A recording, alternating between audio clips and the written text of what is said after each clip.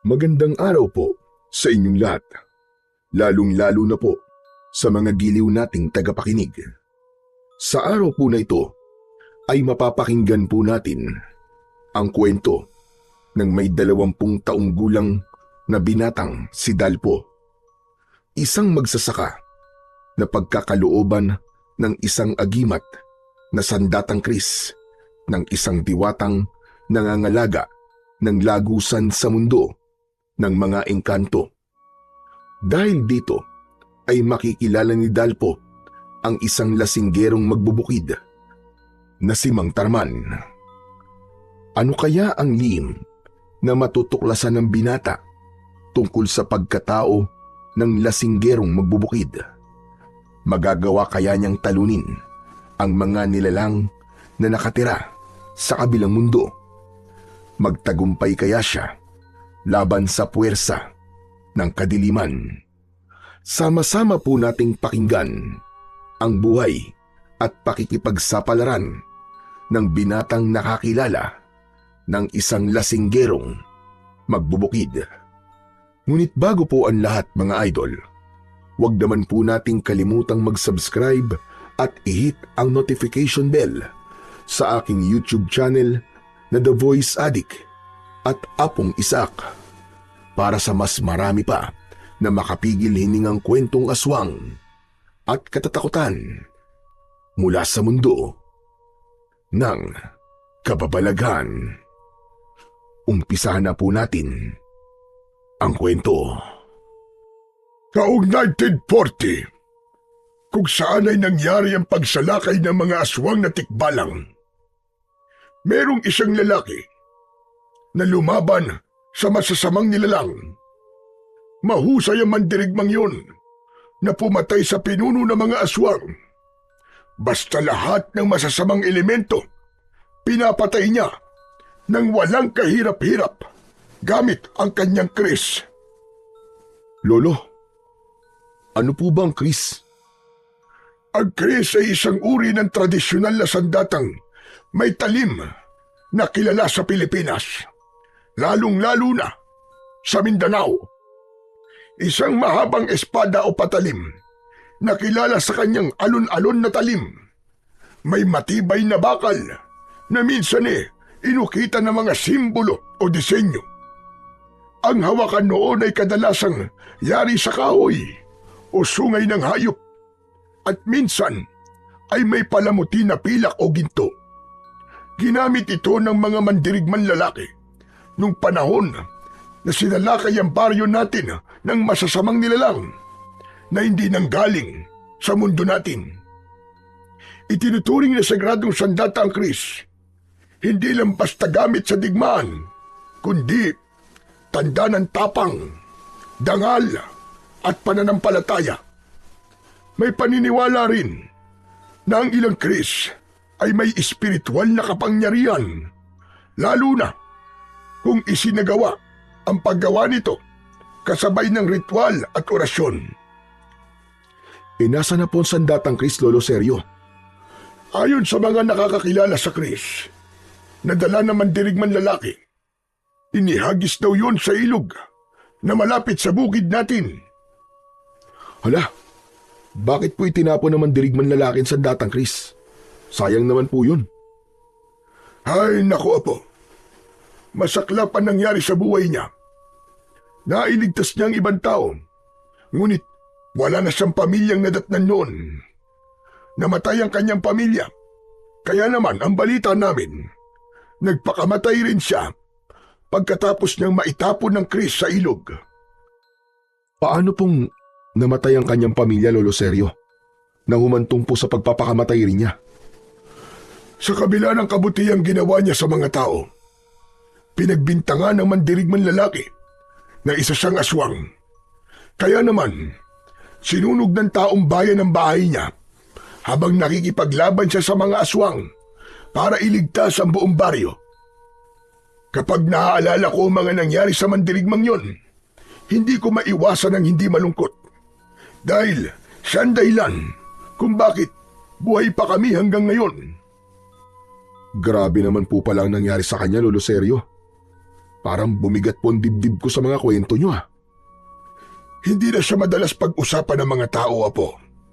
Dahil aminado silang kasalanan nila kung bakit nagpakamatay ang mandirigmang yon. Kahit naman po sa akin mangyari yun, Lolo Sergio eh. Sasama rin po ang loob ko. Biruin nyo, iniaalay ko na po ang buhay ko para sa iba. Pagkatapos, papatayin lang ng mga tao ang kanyang pamilya. Aba, parang ang hirap po isipin nun. Kaya nga, nakakaawa talaga ang nangyari sa kanya. Ay, nako. O siya, sige na. Tama na kwentuhan natin. Mag-araro ka na ng bukid. At baka mamaya niya na matuyo ang lupa. Mataas pa naman ang sikat ng araw. Baka mahirapan ka pa. Teka. Aba, parang nakainom ka na naman yata ng alak ah. Hindi ka ba talaga titigil sa kakainom mo ng alak, Apo? Lolo naman, hindi naman po ako nagpapakalasing eh. Nagtitira naman po ako ng pang-uwi. Ginagawa ko lang po to para may lakas po ako sa pag-aararo ng lupa. Ay sos! Palagi ka naman may dahilan. Ang kalusugan mo lamang ang iniisip ko. Napapansin ko na napapadalas ng pag-inom mo ng alak. May problema ka ba? Wala naman po. Ito po kasi ang panlaban ko sa pagod eh. Ay nako, bahala ka na nga. O siya, sige na. Simulan mo na ang pag-aararo nang matapos ka kagad. Teka, nabisita mo na ba mga tanim nating sitaw sa kabilang ilog? Ah, hindi pa po, Lolo Sergio. Baka po mamaya na po. Mamaya ako na lang pupuntahan. Maaga pa naman po eh. Nako, wag na. Ako na lang ang pupunta sa kabilang ilog. Bilisan mo na lang dyan. At marami pa tayong gagawin mamaya. Sige o, mag-iingat po kayo sa pagtawid sa tulay na kawayan. Baka mahulog na naman po kayo sa ilog. Hindi pa naman kayo marunong lumangoy. Sos, kunwari ka pa nag-aalala sa akin. Ang totoo, ay gusto mo na kagad ako mawala. Nang sa ganon, ay walang pumigil na sa'yo sa pag-inom-inom mo ng alak. Lolo naman, madalas ko naman po itong ginagawa eh. Sige na po, umalis na po kayo. Hindi naman po ako nagpapakalasing kaya huwag po kayo mag-alala sa akin. O siya, sige na. Kailangan ko nang umalis. Basta palagi mong tatandaan na po. Masama ang lahat ng sobra. Kaya hinay-hinay lang sa pag-iinom ng alak. Kung bakit naman kasi, nauso pa ang alak sa baryong ito. Natanaw na lamang nang may 20 taong gulang na binatang si Dalpo ang papalayong si Lolo Sergio. Mula sa kanyang kinaroroonan ay hindi niya maiwasan ang hindi mag-alala sa matanda. Napapansin niya na parang humihina na ang katawan nito. Si Lolo Sergio pa naman ang nakakatanggal ng pagod niya dahil madalas itong nagkikwento ng magagandang bagay na nangyari sa panahon ng kabataan nito. Pinakamalungkot na narinig niyang kwento ng matanda ay ang tungkol sa mandirigmang nawalan ng pamilya dahil sa pagliligtas ng buhay ng ibang tao at kung paanong naging masaklap ang kamatayan ng lalaki. Nang wakasan ito ang sariling buhay sa harap ng ilog. Napatunayan na ang maling paratang ay maaaring mag-ugat sa kamatayan ng ibang taong may mabuting hangarin sa kapwa. Dahil sa maling panghusga, nakasira sila ng pamilya. Tila bumigat ang pakiramdam ni Dalpo. Nahihirapan siyang huminga at may luha na sumilip sa kanyang mga mata. Para bang masyado siyang apektado sa mga nangyari sa buhay ng lalaking manunugis ng mga aswang. Sa liblib na baryo ng Temen ay sagana ang mga tao sa tuba na alak dahil sentro sila ng kalakalan sa paggawa ng mga dekalidad na produkto ng tuba. Bukod pa roon, sila rin ang pangunahing pinagkukunan ng mga pananim at gulayin na sitaw. Maging ang palay ay sentro rin sila ng pangkabuhayang may kinalaman sa pagkain at bigas. Ang masaganang pamumuhay ng mga tao ay merong madilim na nakaraan. Uso sa kanila ang pagpatay sa mga tao na napapatunayan na aswang. Sinusunog nila ang bahay at hindi binibigyan ng pagkakataon para magpaliwanag. Kagaya na lamang ng nangyari sa lalaking manunugis ng aswang. Namatay siyang nadala sa hukay, ang paratang na wala namang katotohanan. Kaya naman, marami ang mga dayuhan na natatakot na pumunta sa kanilang baryo.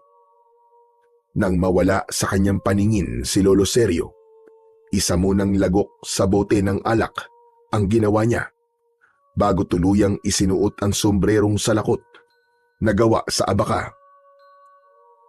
Mabigat ang hakbang ng paa na nilapitan ni Dalpo ang kalabaw na may hila sa araro at nagsimulang hawakan ito.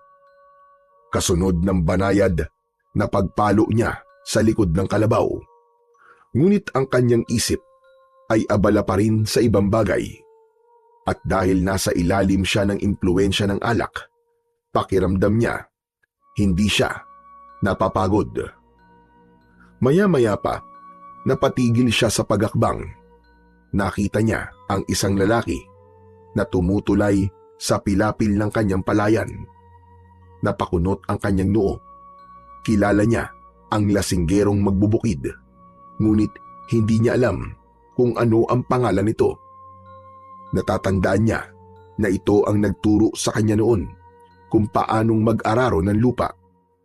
Ngunit pagkatapos nun ay hindi na sila nakakapag-usap ng lalaki dahil madalas itong lasing at natutulog sa gilid ng kalsada. Sa tingin niya ay lampas 50 taong gulang na ang lalaki. Pasuray-suray ang paglalakad, kaya bigla itong nawalan ng balanse at diretso ang pagbagsak sa putikan. Hindi alam ni Dalpo kung matatawa ba siya o maaawa sa lalaki.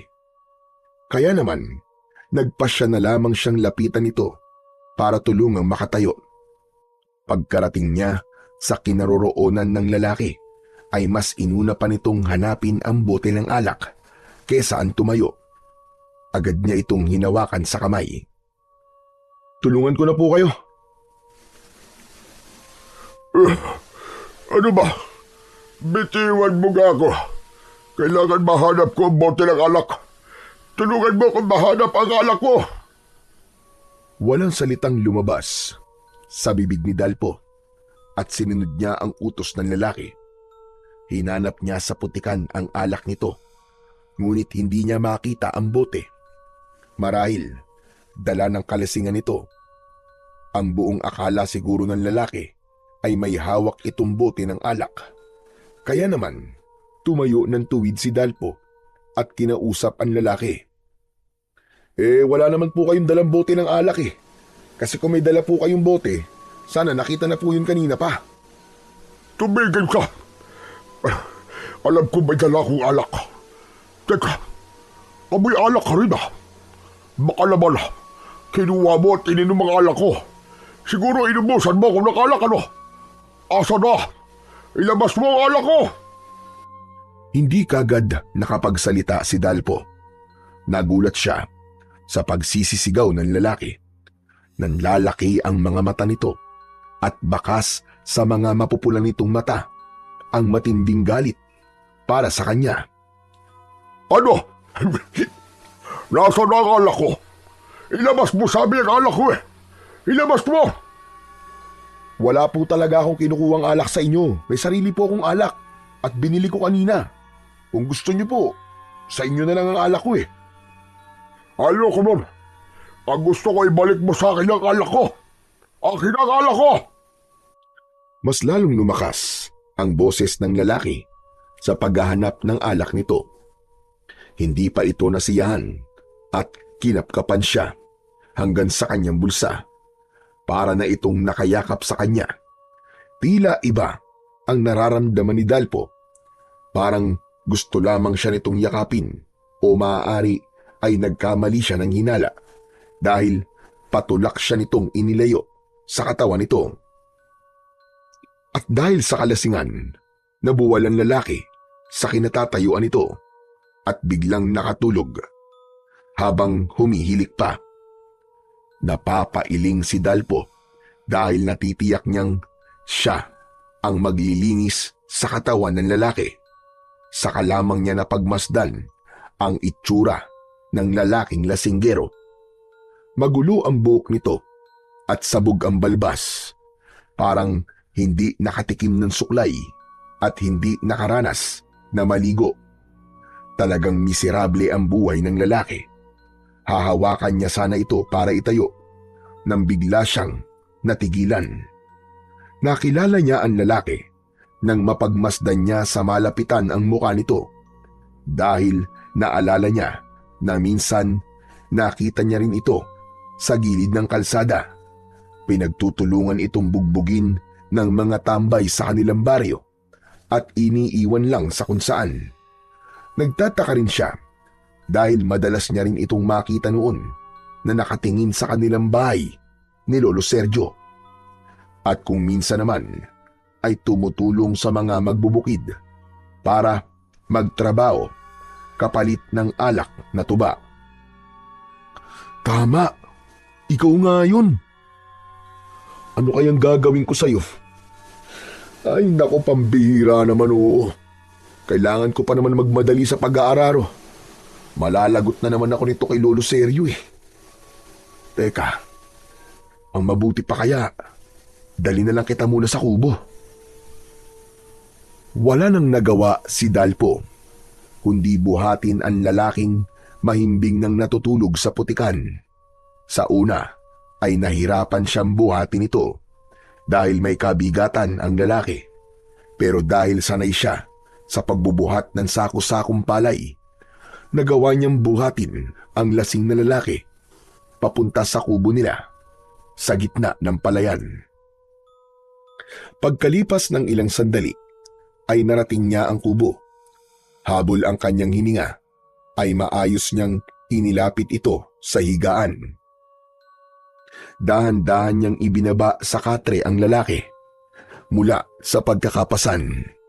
Puno ng putik ang katawan nito at amoy alak ang sumisingaw na hangin sa hininga nito.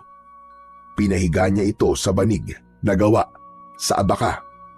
Saka agad na nagpunta sa ilog upang mag-igib ng malamig na tubig. Pagbalik niya, sinimulan niya ng linisin ang katawan ng lalaki.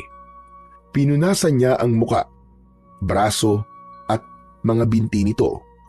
Saka hinugasan ang mga bakas ng putik na kumapit sa katawan nito. Isa-isang nawala ang dumi at nanumbalik ang kulay ng balat nito. Bahagya pang namumula dahil sa epekto ng alak at lamig ng tubig. Hinubad ni Dalpo ang sariling jacket at ipinasuot niya yon sa lalaki. Nang matapos, bahagyang nag-iba ang anyo nito mula sa mukhang gusgusin at basang-basa ng putik. Ngayon ay tila maayos na ulit ang itsura nito. Lumitaw ang maamo nitong muka.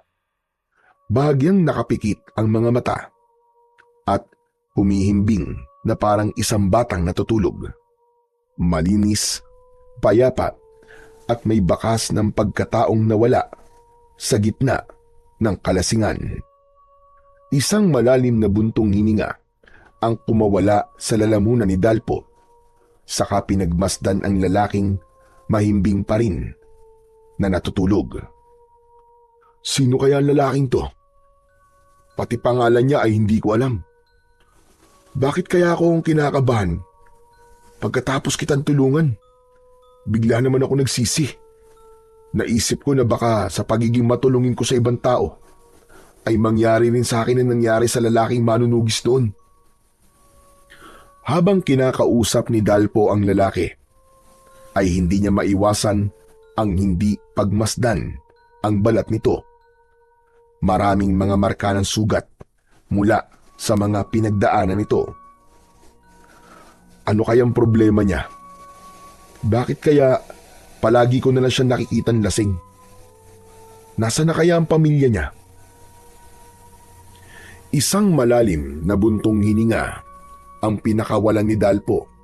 bago niya ipinagpatuloy ang pag-aararo sa bukid. Hinayaan niyang matulog ang lalaki, saka sinulya pa ng araro kung paano yun umabante sa tulong ng kanyang kalabaw. Dahan-dahang bumaon ang talim nito sa malambot na lupa. Pinuputol nito ang bawat ugat ng damo, saka nililinya ang pilapil na parabang hinahabi ng kanyang mga kamay. Sa bawat paghakbang ng kalabaw, humahagod ang araro sa lupa. Lumilikhayon ng tuwid na guwit. Hindi niya pinansin ang masakit na tama ng araw sa kanyang balat. Ipinunas niya sa kanyang pawisan na noo ang panyo na nakasampay sa kanyang batok. Ang pawis na dumadaloy sa kanyang muka ay nawala at napalitan ng ginhawa mula sa paghampas ng malamig na hangin sa kanyang muka. Paulit-ulit si Dalpo sa kanyang pag-iikot. Abala ang isip at katawan sa galaw ng araro at paghatak sa lubid ng kalabaw. Hindi na namalaya ni Dalpo ang mabilis na paglipas ng oras. Ang kalangitan na kanina ay maliwanag at bugaw, ngayon ay unti-unti nang nagdidilim. Nagpalinga-linga siya sa paligid at bahagya pang nagtaka dahil sa malamig ang hangin, senyales ng paparating na gabi. Tumigil siya sa pag-aararo at napasulyap sa lalaking nakahiga sa katre. Wala yung dingding, kaya kita niya agad kung walang tao ang bahay. Kaya napansin niya na nakaalis na ang lalaki. Pambihira! Naka-iskerda na kagad ng walang paalam. Hindi man lang nagpasalamat sa ginawa ko para sa kanya. Ay nako, ang mga tao nga naman kung minsan. Muling sinulya pa ni Dalpo ang bahay, pati na ang kalangitan. Sandali niyang natanaw ang langit na nagiging kulay kahil. Hudyat yun na malapit nang lumubog ang araw. Masyado siyang nalibang sa kanyang pag-aararo. Habang nakatigil si Dalpo sa gitna ng palayan, hinayaan niyang magpahinga ang kanyang kalabaw. Ngunit sa katahimikang yun, biglang sumagi sa isip niya si Lolo Sergio. Kanina pa umalis ang matanda para pumunta sa kabilang bahagi ng ilog kung saan naroon ang taniman nila ng sitaw. Pero hanggang ngayon ay hindi pa rin bumabalik ang matanda. Bumundol ang kaba sa dibdib ni Dalpo. Naisip niya na baka nakaramdam na naman ng panginginig ng tuhod at hilo si Lolo Sergio. Pambihira. Munti ko na makalimutan ha. Baka natumba siya. Diyos ko, sana naman po wala nangyaring masama kay Lolo Sergio. Bulong sa sarili ni Dalpo. Kaya naman, agad siyang umalis sa lugar na yon. Iniwan niya ang kalabaw at pang-araro. Ang kanyang palad ay pinagpawisan at ang hangin na dati ay malamig ay biglang nagdulot ng bigat at init sa kanyang katawan. Hindi siya nag-aksaya ng oras. Patakbo niyang tinahak ang daan, papunta sa kabilang taniman. Sa bawat hakbang, kumakalabog ang putik sa kanyang mga paa. Habol ang hininga na nagpatuloy siya sa pagtakbo hanggang makarating siya sa tulay na kawayan. Nagturugtong yun sa kabilang pangpang ng ilog. Diyos ko, wag naman po. Sana ayos lang po si Lolo Sergio. Humakbang siya ng mabilis sa tulay habang nanginginig ang payat na kawayan sa ilalim ng kanyang talampakan. Nanginginig din ang kanyang tuhod. Ang bawat pagyugyug ng tulay ay tila ba pumipigil sa kanyang hininga. Yun na nga ba ang sinasabi ko eh. Hindi ko dapat hinayaan na mag-isa si Lolo Sergio. Mas lalong nilakihan ni Dalpo ang pagakbang sa yumuyugyug na tulay. Kaya naman, mabilis din siyang nakarating sa kabilang dulo ng tulay. Pagdating niya sa taniman nila ng sitaw, agad niyang tinawag at hinanap ang matanda. "Lolo Seryo! Lolo Seryo, nasan po kayo? Lolo Seryo!" Paulit-ulit na tinawag ni Dalpo ang pangalan ng matanda. Ngunit walang tugon mula kay Lolo Seryo. Kaya naman, bumundol ang kaba sa kanyang dibdib. Takot na takot si Dalpo at naluluwa dahil hindi pa rin niya nahahanap ang matanda. Mahina pa naman ang pagdinig nun, kaya hindi siya kagad maririnig ng matanda kahit tawagin pa niya. "Diyos ko, tulungan niyo po akong mahanap si Lolo Seryo. Nakikiusap po ako sa inyo, Panginoon." Naluluwa na nagpatuloy sa paghahanap si Dalpo sa malawak na pataniman nila ng sitaw. Pagkalipas lamang ng ilang minutong paghahanap, ay bigo pa rin siya na makita si Lolo Seryo. Ramdam na niya ang bigat sa kanyang dibdib. Paulit-ulit niyang tinatawag ang matanda, ngunit ang tanging sagot lamang ay ang hampas ng hangin at kaluskos ng mga baging na gumagapang sa tukod ng mga halaman na sitaw.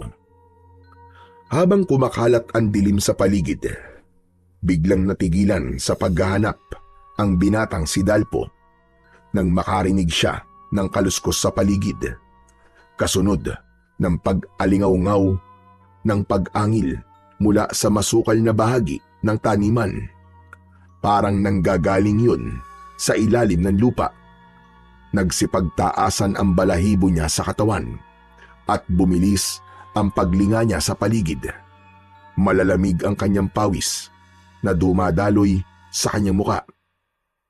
Mula sa madilim na bahagi ng sulok ng taniman, dahan-dahang lumitaw ang isang nilalang.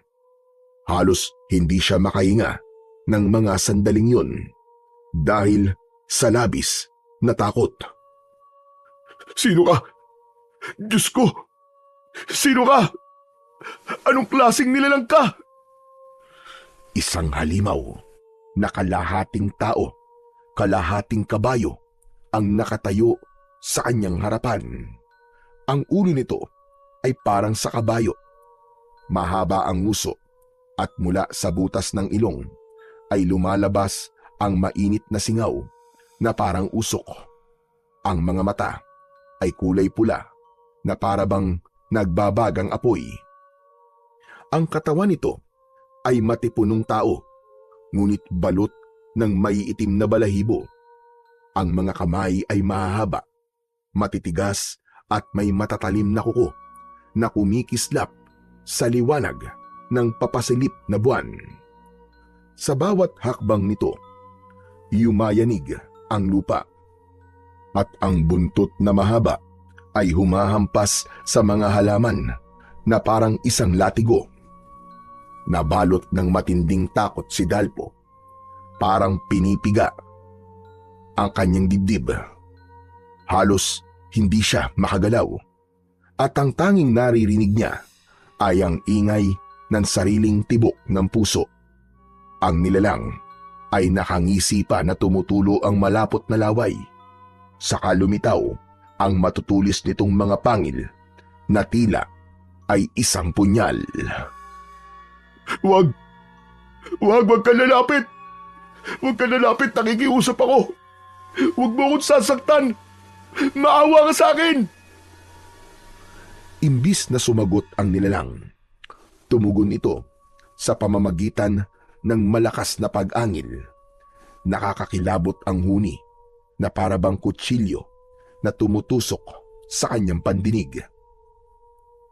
"Isa kang aswang na tikbalang na madalas na ikinikwento ni Lolo Seryo sa akin. Isa kang halimaw na alaga ng itim na diwata, tama ba? Diyos ko, lumayo ka! Umalis ka sa harapan ko! Umalis ka rito!" Abang pasulong na humahakbang ang nakangising nilalang, paatras naman ang hakbang ni Dalpo, papalayo sa halimaw. Habang abala ang kanyang paningin sa paghahanap ng kahoy na magagamit niyang panlaban sa nilalang, na handang umatake sa kanya. Tila nabibinga siya sa malakas na pintig ng kanyang puso. Maya-maya pa ay sinunggaban na siya ng aswang na tikbalang. Tumama ang ulo nito sa kanyang sikmura at pasadsad siyang bumagsak sa lupa. Gumapang siyang papalayo sa umaangil na nilalang at pilit na bumabangon. Tulong! Tulungan niyo ako! Tulungan niyo ako!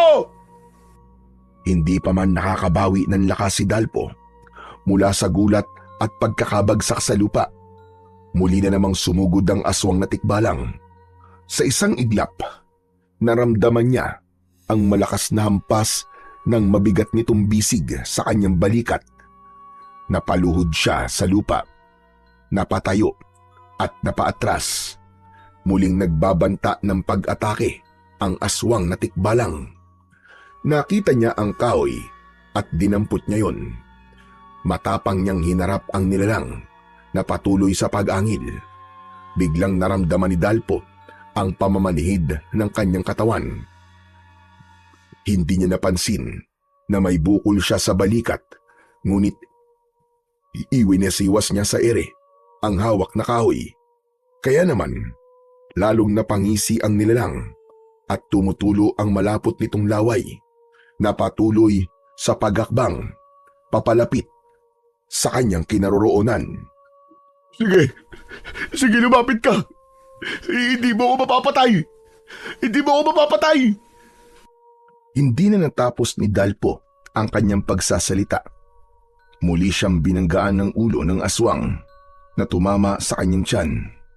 Tumilapon siya sa basan lupa at bumaon ang kanyang likod sa matigas na pilapil ng taniman ng sitaw.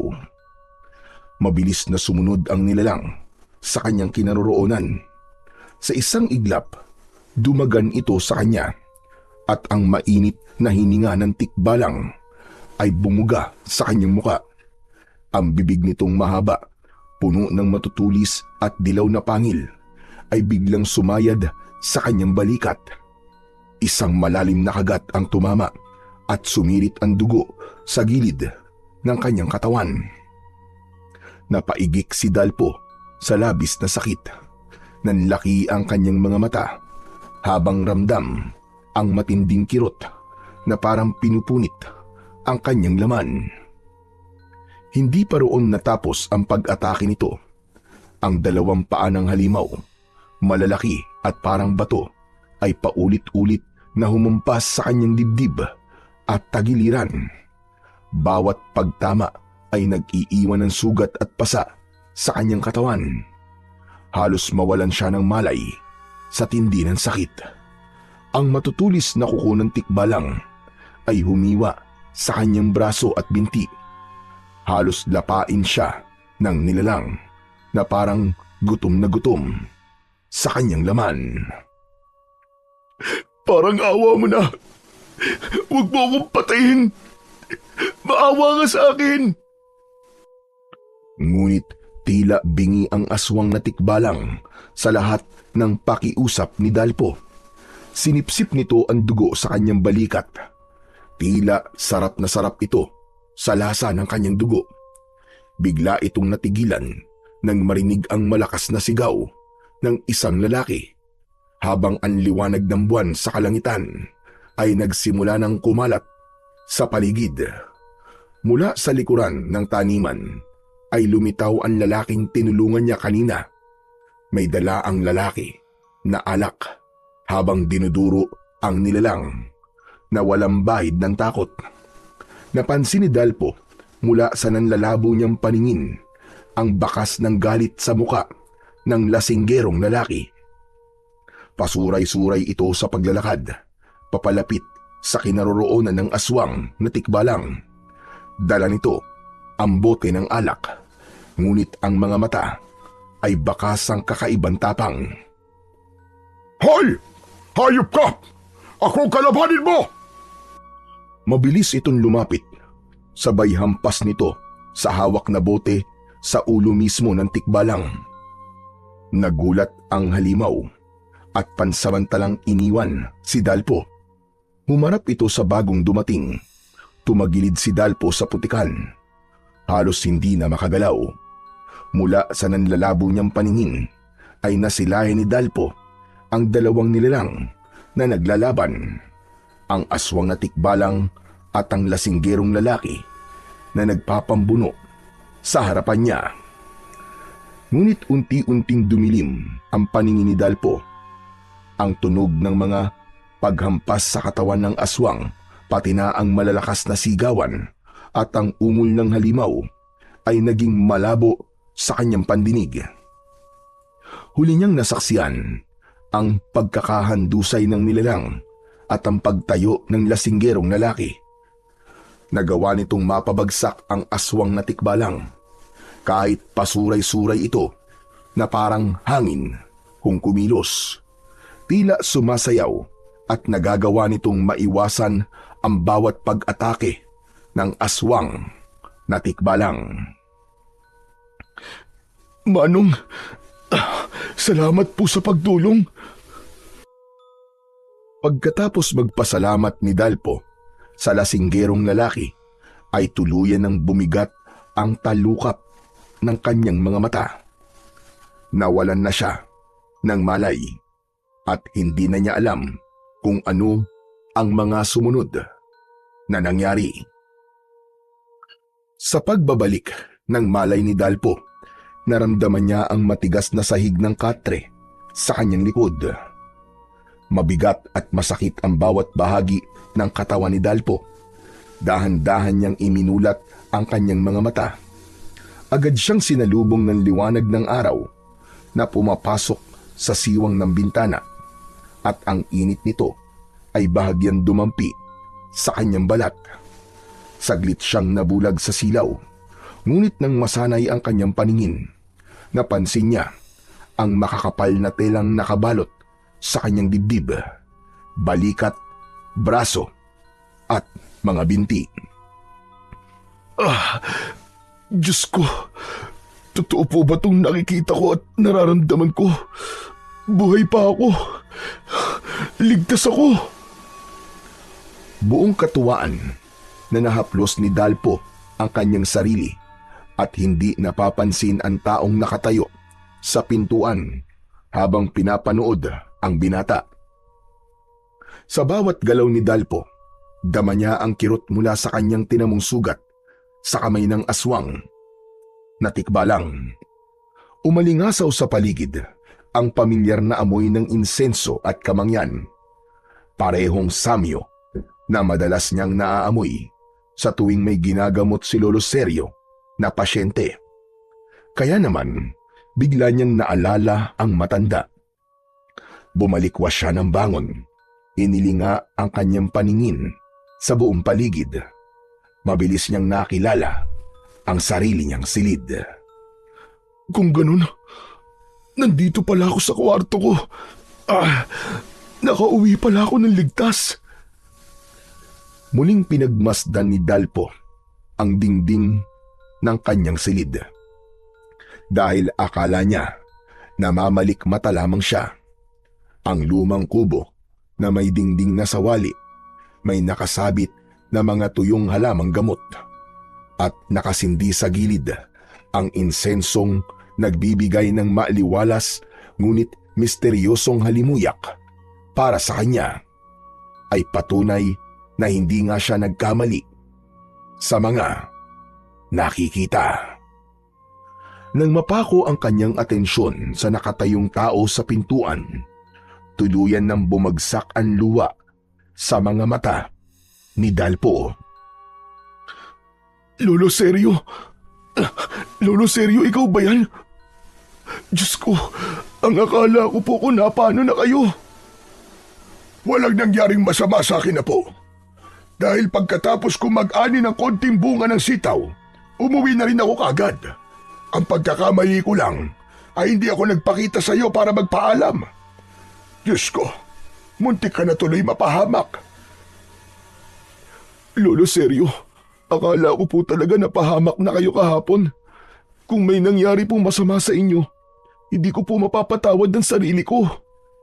Pero apo, Ingatan mo rin naman ang sarili mo. Tignan mo na ang nangyari. Akala ko hindi ka na magigising.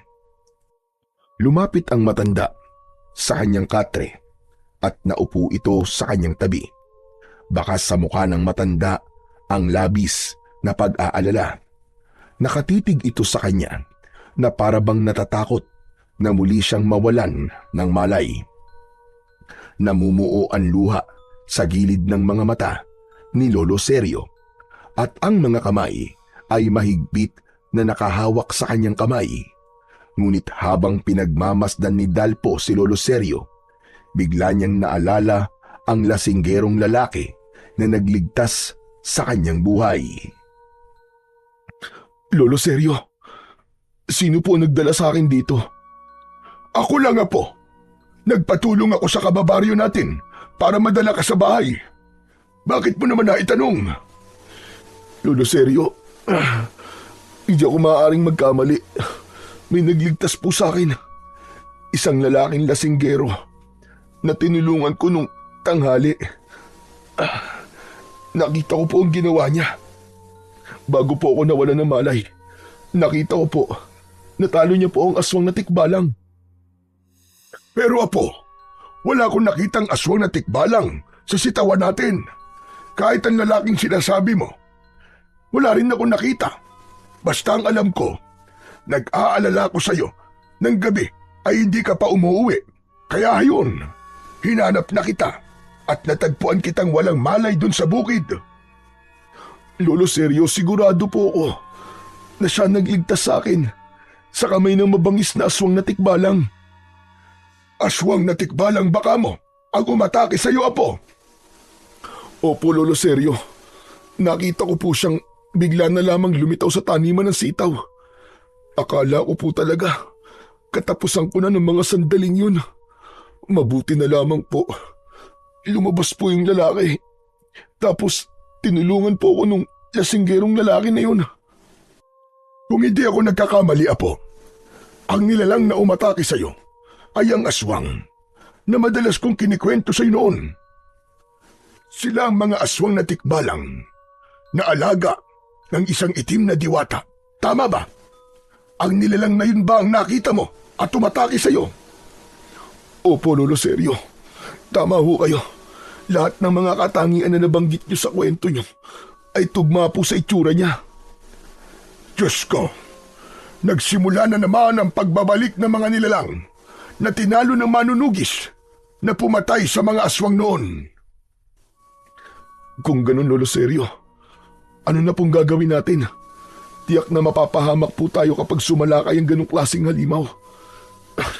Delikado po ang lahat ng tao dito. Lolo Sergio, baka po may maitutulong sa atin ang lalaking lasinggerong nakita ko. Hindi siya tutulong sa atin, Apo. Mahirap siyang kausapin. Pero Lolo Sergio, mabuti po siyang tao. Iniligtas niya po ako kagabi. Kung totoo mga sinasabi mo, may utang na loob tayo sa kanya. Kung hindi ako nagkakamali, ang lalaking sinasabi mo ay si Tarman, isang lasinggerong magbubukid. Tahimik at hindi nakikialam sa buhay ng iba. Siguro tinulungan mo siya at nagbayad lamang siya ng utang na loob sa iyo. Opo, Lolo Sergio.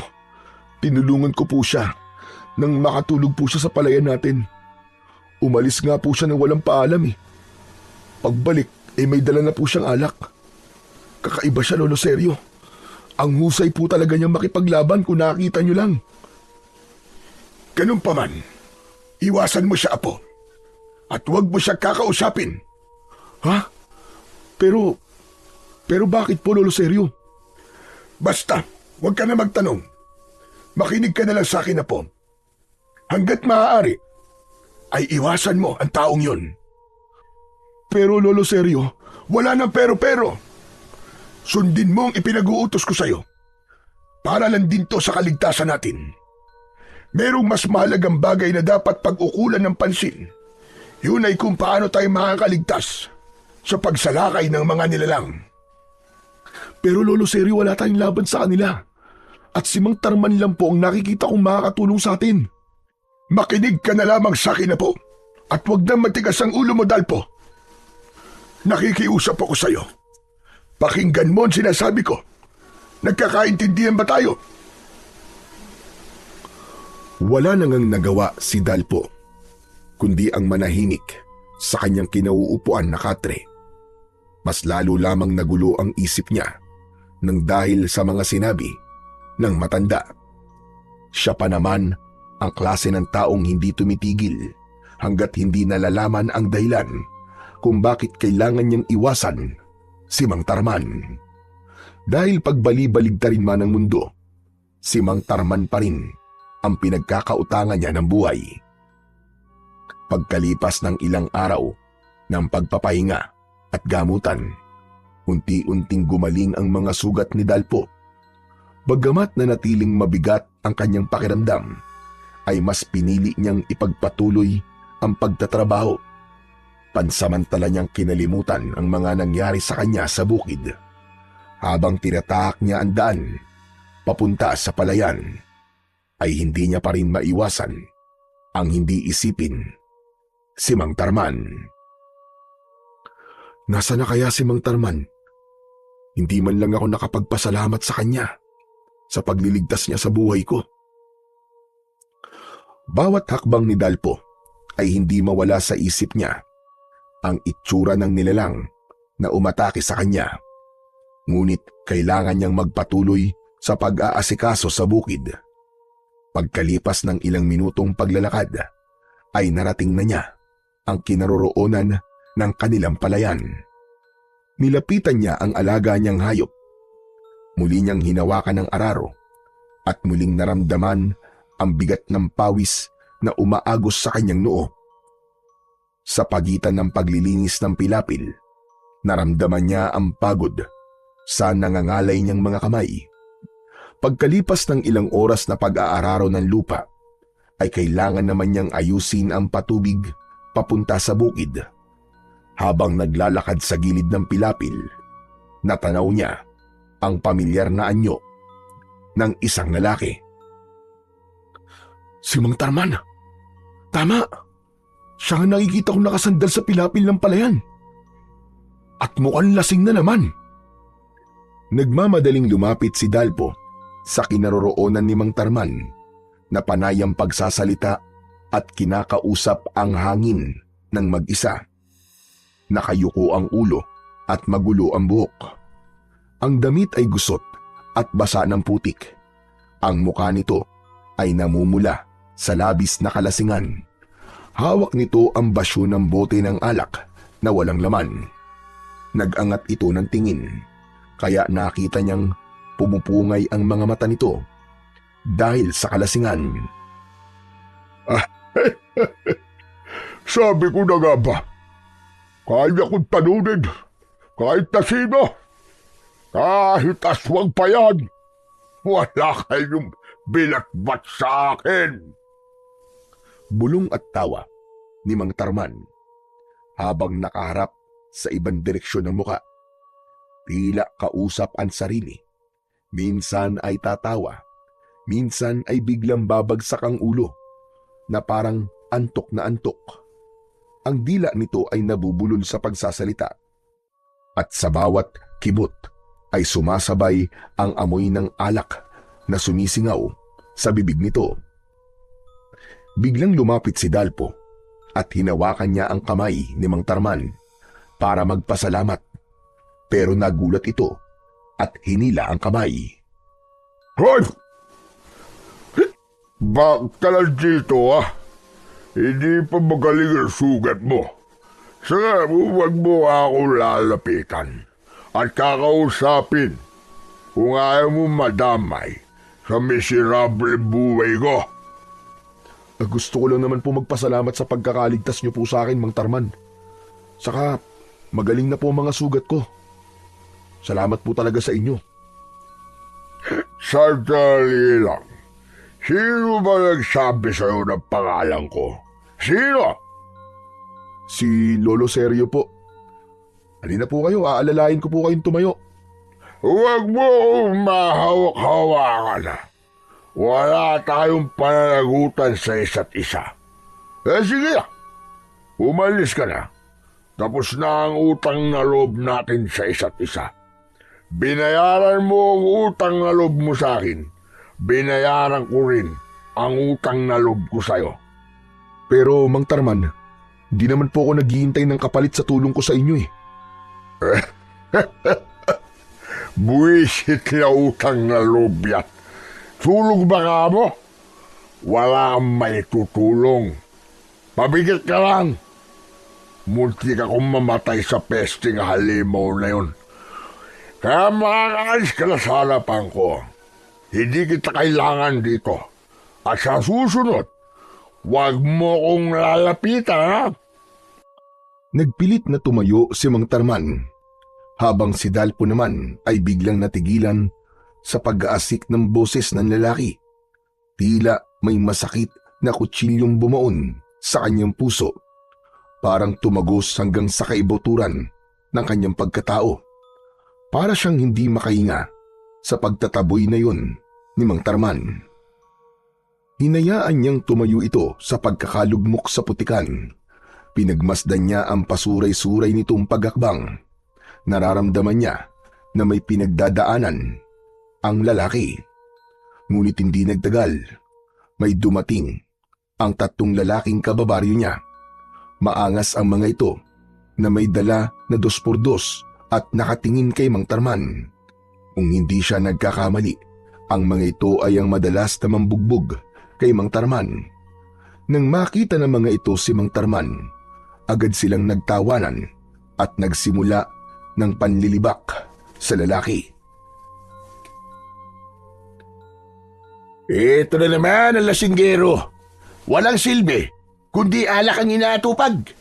O ikaw, ibalik mo sa amin na kinuha mong alak. Wala nang libre sa panahon ngayon. Paano ba yan? Nasa tiyak ko nag-alak eh. Ba't talagang pinaglululoko mo kung baliw ka? Pero ang kailangan ko, bayaran mo ang alak na kinuha mo. Tanga ka ba? Kapag alak ang kinuha, kailangan alak din ang ibabalik. Saglit lang at kailangan ko munang umihi para isahod sa bote. Inumin mo ng mga kasama mo. Dala ng matinding galit ng lalaki, kinuwelyuhan ito sa damit si Mang Tarman. Kaya naman, hindi na nakatiis si Dalpo na hindi makialam sa mga to.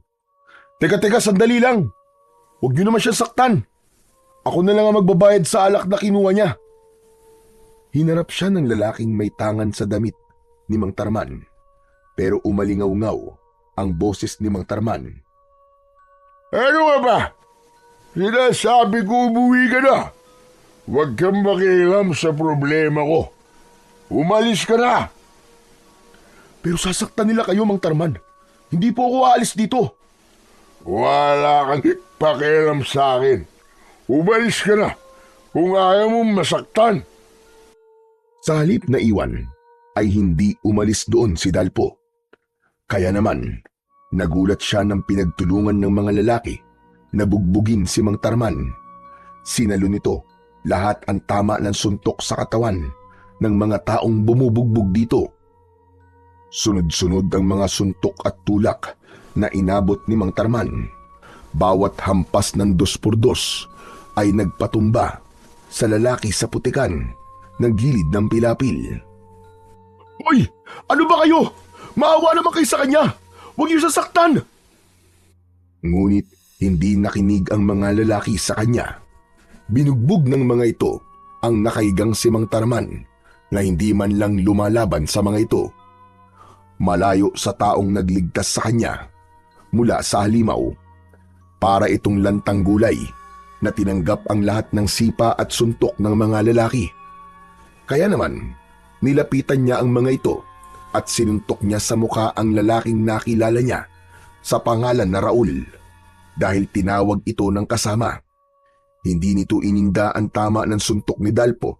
Sa halip, gumanti si Raul ng suntok sa kanya. Tumama ang kamao nito sa kanyang muka. Bumagsak siya sa putikan at hindi agad nakabangon. Nang hahampasin na siya ng 2x2 sa katawan, ay mabilis na bumangon si Mang Tarman. Ang mga mata nito ay matalim, puno ng determinasyon. Hinarap nito ang tatlong lalaki at nang masaksihan niya ang paraan ng pakikipaglaban nito sa mga lalaki, ay masasabi niyang tila dumaan ito sa matinding pagsasanay. Napabagsak ni Mang Tarman ang lahat ng kalaban at inalalayan siya nitong tumayo. Dinala siya nito sa ilog.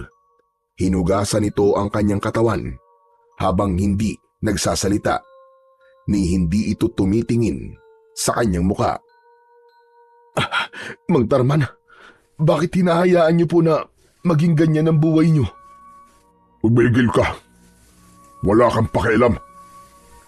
Nagulat si Dalpo dahil para itong biglang nawala sa impluwensya ng alak. Tuwid ang salita na parang hindi nakainom ng alak. Napakunot ang noo ni Dalpo at nagtataka sa ikinikilos ng lalaking lasinggero. Habang maaga pa, iwasan mo ako dahil mapapahama ka lang sa akin. Habulin ako ng kamalasan at ayokong madamay ka. Mang Tarman, matanong lang po, nasan po bang pamilya niyo? Matalim na tumingin kay Dalpo si Mang Tarman. Gustong pagsisihan ng binata ang naging tanong niya sa lalaki dahil sa pagbabago ng ekspresyon ng mukha nito. Bumakas ang galit at ang namumula nitong mga mata ay tila salamin ng puot na nakatago sa pagkatao ni Mang Tarman. Ano ang karapatan mong tanungin ako? Kung nasaan ang pamilya ko? Wala nga po akong karapatang magtanong. Ngunit kung nasan man po ngayon ang pamilya niyo, sila po ang unang masasaktan kapag makita ka po nilang ganyan ang kalagayan. Huwag mo akong pinakikailaman. Wala kang alam sa buhay ko. Magmula ngayon, wala na tayong dahilan para magkita at mag-usap pa. Umayo ang lalaki na hindi tumitingin sa kanya. Umalis si Mang Tarman sa kanyang harapan. Bigla siyang naging interesado sa pagkatao nito. Hinabol niya ito ng tingin at sumagi sa kanyang isip ang mga balak niyang gagawin para mas makilala pa ang lalaking lasinggero. Makikilala rin kita, Mang Tarman. Gagawin ko ang lahat para matulungan ka. Pero sa ngayon, sapat na ang mga nalaman ko na hindi ka totoong masamang tao. Tumayo si Dalpo sa mabatong ilog at sinipat ang tubig. Mukhang malalim at nakakatakot si Sirin. Kaya lang, mas naging interesado siyang malaman kung totoo bang may sandatang nakatago sa ilog. Nagpalinga-linga muna siya sa paligid upang masigurong walang nakakakita sa kanya.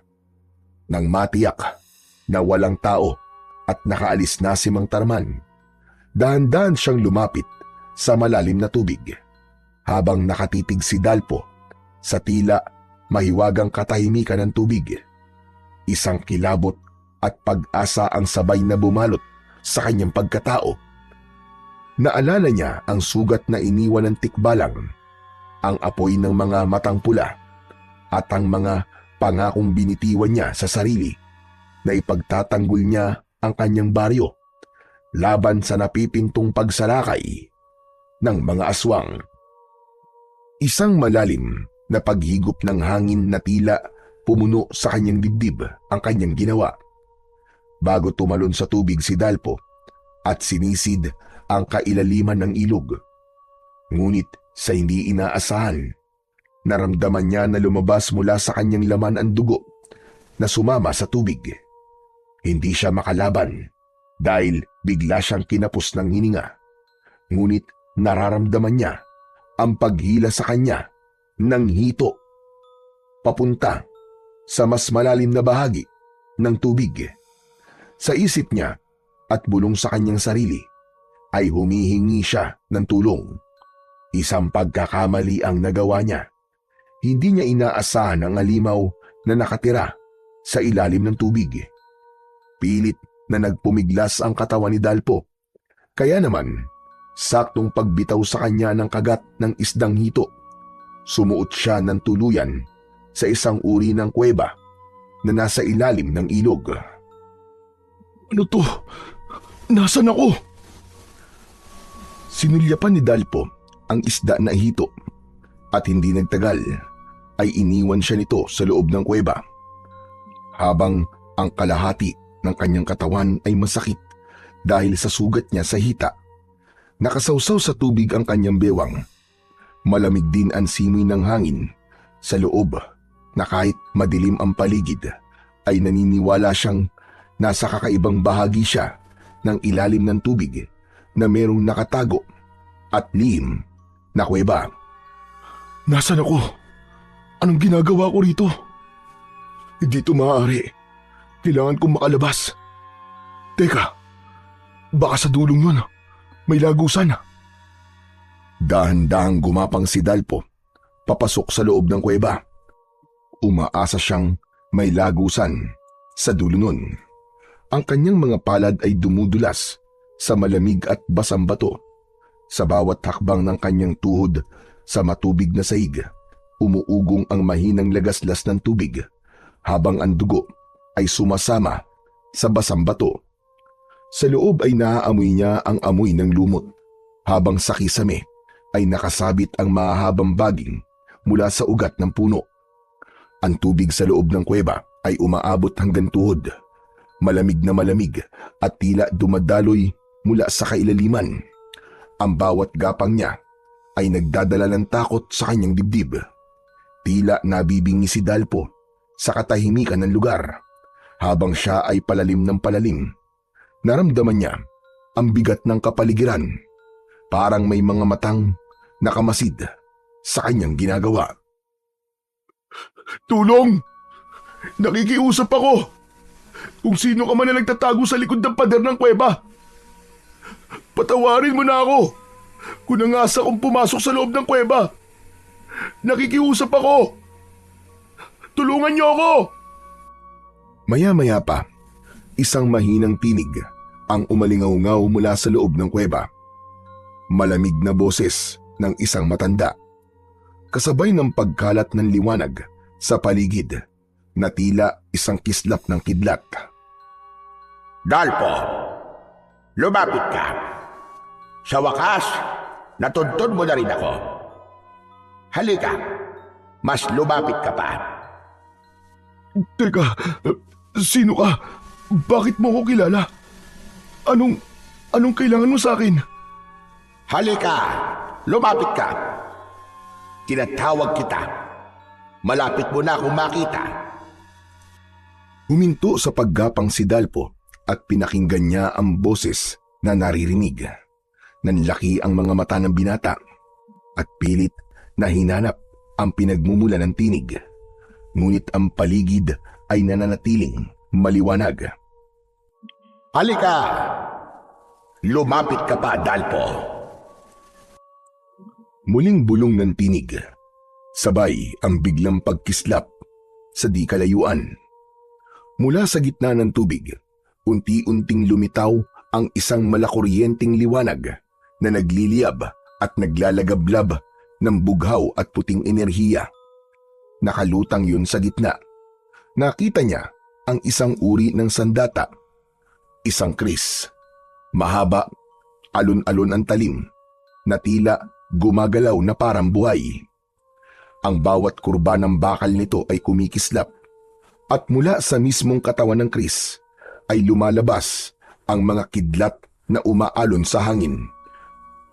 Lumilika ng mga ugong at alingaw-ngaw na parang kulog. Hindi ako maaaring magkamali. Isang kris ang nakikita ko. Ang sandata na laman ng kwento ni Lolo Sergio. Ikaw nga. Ikaw nga nagsasalita, tama ba? Oo, tama ka. Ako nga, Dalpo. Kusa kitang tinawag upang muling gamitin ang sandatang ito. Nakasalalay sa mga kamay mo ang kaligtasan ng baryo. Nasira na ang lagusan ng masasamang nilalang. Lahat sila ay nakalabas na at handang sumalakay sa mundo nyo. para tuluyan kayong sakupin. Teka, magpakita ka sa akin. Ako ang liwanag na bumabalot sa sandata. Ikaw ang hinirang na bagong tagapangalaga sa Kris at bagong tagapagligtas ng baryo.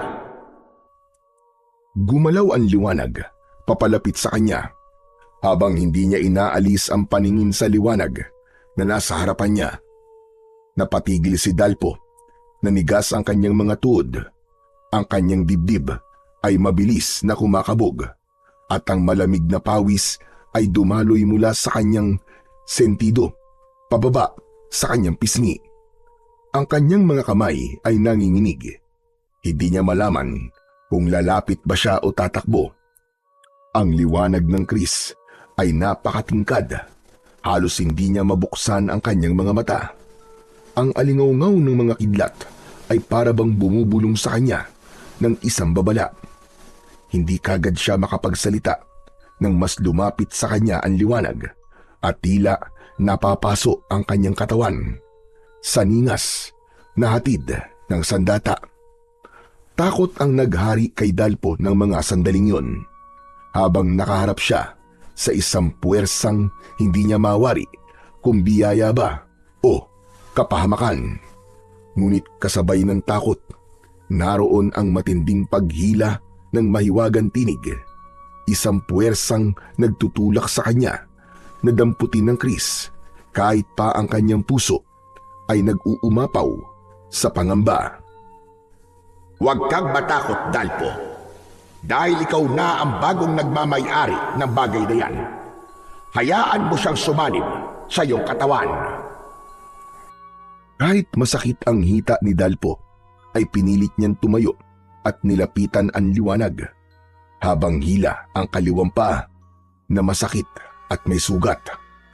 Dahan-dahan, inilapit ni Dalpo ang kanyang nanginginig na kamay sa nakalutang na Kris. Tila may malakas na puwersang humihila sa kanya para hawakan ang sandata. Ang liwanag nito ay lalong kumislap, para bang kumikilala sa kanyang presensya. Sa mismong pagdampi ng kanyang mga daliri sa hawakan nito, isang malakas na alon ng enerhiya ang biglang kumawala. Umalingaw-ngaw sa buong kuweba ang tunog na tila pagsabog ng kulog, at sa isang iglap, nabalot ng nakakasilaw na liwanag ang buong katawan ni Dalpo. Habang nangyayari yun sa kanya, narinig niya ang boses ng nilalang na nagtatago sa liwanag. Tiisin mo ang sakit hanggang sa mapasok ng kapangyarihan ng iyong laman, ugat, isip, at dumaloy sa dugo mo ang lakas ng kapangyarihan ng agimat na Kris.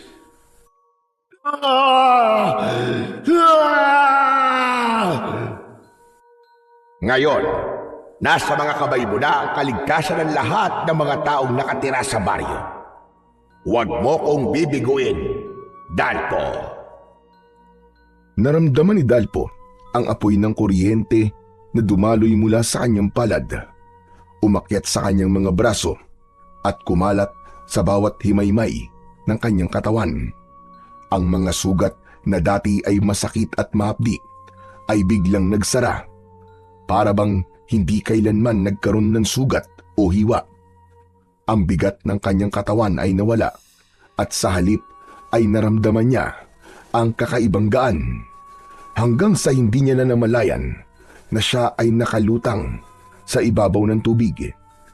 Itinataas ng enerhiyang dumadaloy mula sa Kris. Ang kanyang buong katawan ay binalot ng naglalagablab na malakuryenteng liwanag. Ang bughaw at puting sinag ay nagmistulang baluti na nakapulupot sa kanyang katawan, habang ang mga alon ng enerhiya ay naglalabas ng tunog na tulad ng humahampas na bagyo. Ang kanyang buhok ay umangat, at ang hangin sa paligid ay umikot na parabang umiindayog sa lakas ng kanyang kapangyarihan. Habang mahigpit niyang hinahawakan ang Kris, ramdam ni Dalpo ang kakaibang lakas na pumupuno sa kanyang kalamnan. Ang dating nangihinang mga kamay, ngayon ay tila bakal na walang makakabali. Ang kanyang mga mata ay kumikislap na parang dalawang kidlat, at sa bawat buntong hininga ay tila may dumadaloy na alon ng kapangyarihan na nagmumula sa loob ng kanyang katawan. Sa unang pagkakataon, dama ang tibok ng isang mandirigmang muling nabuhay sa pagkatao ni Dalpo. Ang Chris ay hindi na lamang isang sandata, kundi isang sandigan laban sa kasamaan. Sa bawat pagkislap ng talim nito, nagbabanta ang liwanag at bagyong handang pumatay ng anumang halimaw na hahadlang sa kanya. Si Dalpo, ang dating simpleng magsasaka lamang, ngayon ay nakatindig bilang isang mandirigmang binigyan ng agimat na lakas mula sa Chris. Mamayang gabi, sasalakay ang mga aswang na nagmula sa kabilang mundo. Lahat ng matanda ay papatay nila. Umundol ang kaba sa dibdib ni Dalpo. Hindi takot para sa iba, kundi pag-aalala niya para sa kaligtasan ng kanyang lolo Seryo. Sige na, makakaalis ka na, Dalpo. Marahil sa paglabas mo sa lagusan na ito, gabi na ngayon sa lugar nyo. Kung ganun po, nasa pagitan ako ng mundo ng diwata at ng mga tao. Isa kayong diwata? Tama ka. Nasa pagitan ka nga ng mundo namin. At ako ang nangangalaga sa lagusan. Pero teka, mahal na diwata. Bakit ako po ang pinili nyo?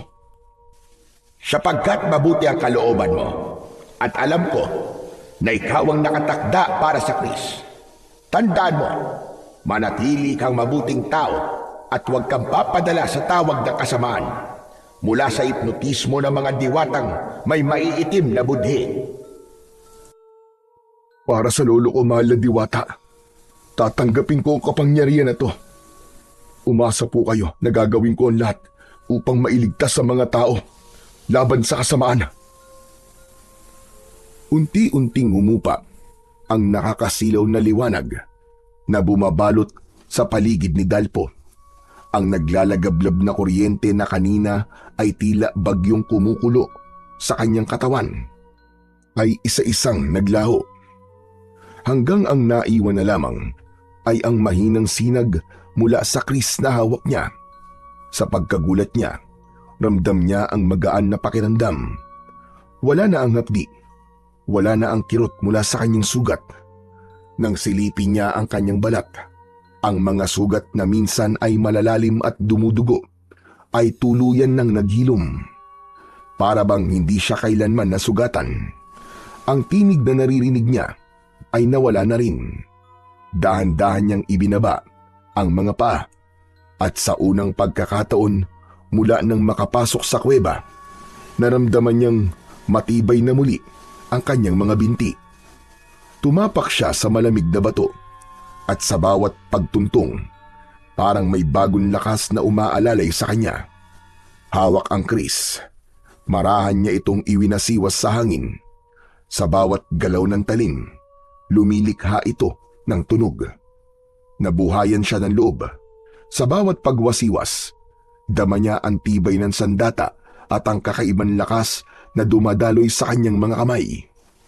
Para bang natutunan ng kanyang katawan nang hindi niya namamalayan ang tunay na paggamit sa Chris.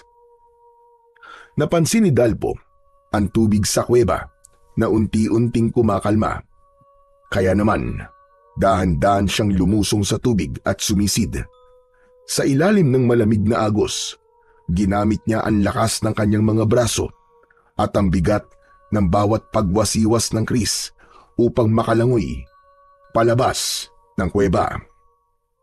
Ang dating tila walang katapusang dilim ng kuweba ay napalitan ng liwanag mula sa malayo hanggang sa tuluyan niyang narating ang bungad ng kuweba. Sa pag-ahon niya, ang unang simoy ng hangin sa labas ay dumampi sa kanyang muka. Dala ang amoy ng lupa at damo isang hudyat na siya ay nakabalik na. Pambihira. Totoo nga ang sinabi ng tinig kanina. Gabi na ako makakalabas sa kuweba. Totoo palang nakarating ako sa hangganan ng pagitan ng mundo ng mga tao at diwata.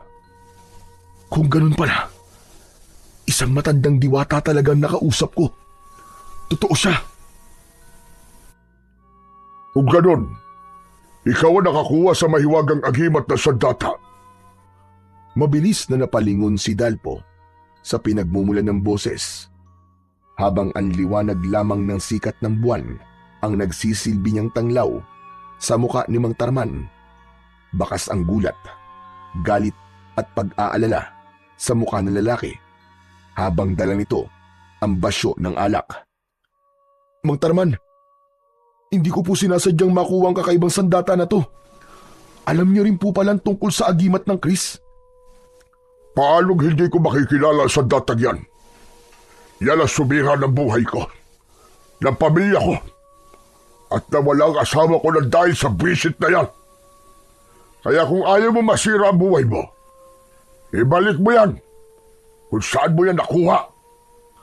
Teka, paano pong sinira ng sandatang to ang buhay niyo? Biktima ako ng karahasan.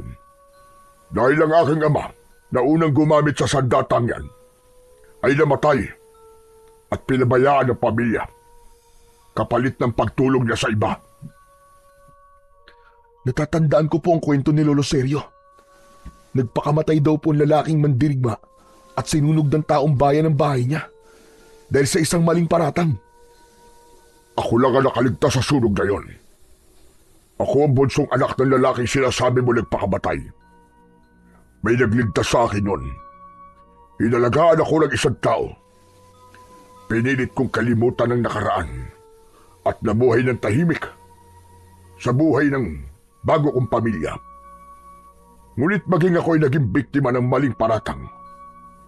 Pinatay ng mga tao ang asawa ko. Kaya hindi ako makakapayag na gamitin mo sa datang yan para ipagtanggol ang mga walang kwentang taong nakatira sa baryong ito. Ngunit magkaiba po tayo ng ipinaglalaban at karanasan. Sisiguraduhin ko po na hindi ko bibuguin ang diwatang nagtiwala sa akin. Huwag kang maniwala sa kanya. Akin na. Ako na magbabalik sa kanya na sandatang yan. Hindi po maaari ang gusto niyo mangyari, Mang Tarman. Dahil gaano man po kasaklapan nangyari sa buhay niyo, hindi po yun magiging dahilan para sukuan at talikuran niyo mga tao. Patunayan niyo na nagkamali sila. Kung mali ang kanilang paratang, pues, huwag niyo po silang sukuan. Nagkakamali ka sa paniniwala mo, Dalpo. Akin na. Ibigay mo sa akin ang sandata na yan. Huwag niyo po ako susubukan. Hindi niyo ako mapipigilan na gamitin ang sandatang to laban sa mga aswang. Humakbang sa kabilang direksyon si Dalpo. Hindi pa man nakakalayo ang binata mula sa bungad ng kuweba. Biglang hinablot ni Mang Tarman ang Chris. Ngunit naiwas-iwas niya yon, kaya't napaatras siya, papalayo sa lalaki. Ininom nito at inubos ni Mang Tarman ang laman ng bote. Habang pasuray-suray sa pagakbang, ang mga mata nito ay mapupula. Hindi na lamang lasing, kundi parang may ibang nag-uudyok mula sa loob ng isip nito. Agad nitong itinuro ang Chris na hawak ni Dalpo at sa malakas na tinig ay sumigaw ito. Ibigay mo sa akin na, Chris! Hindi ako makakapayag na gamitin mo yan! Hindi rin po ako makakapayag! Napakialaman niyo ako! At kunin ang sandatang to sa akin! Akin na sabi ang Chris! Agad na sinunggaban ni Mang Tarman ang braso ni Dalpo. Pilit na inaagaw ang sandata. Nabigla si Dalpo. Agad niyang iniwas ang hawak na Chris. Iniunat palayo at halos ikubli sa kanyang katawan. Gumalaw ang kanyang mga paa. Umatras at pilit na inilalayo ang armas mula sa lalaki. Ngunit mabilis at mabigat ang bawat takbang ni Mang Tarman. Muling sumunggab ng mariin, parang leon na gustong makuha ang sandata. Ito marahil ang tinutukoy ng nakausap niya kanina. Mga sagabal sa kanyang layunin na dapat niyang paglabanan. Nagsimula ang matinding pagtutunggali. Sa bawat hampas ng kamao ni Mang Tarman, napilitan si Dalpo na lumaban at umilag. Ginamit niya ang liksi ng katawan na parabang may likas na siyang kaalaman sa pakikipaglaban. Isang malakas na sipa ang pinakawalan ni Mang Tarman. Halos mahulog pabalik sa ilog si Dalpo. Kung hindi niya nasangga gamit ang talim ng kris ang sipa nito, ang tunog ng bakal na humati sa hampas ng paa ay umalingaw-ngaw, ngunit ang lakas ng kalaban ay hindi nawala.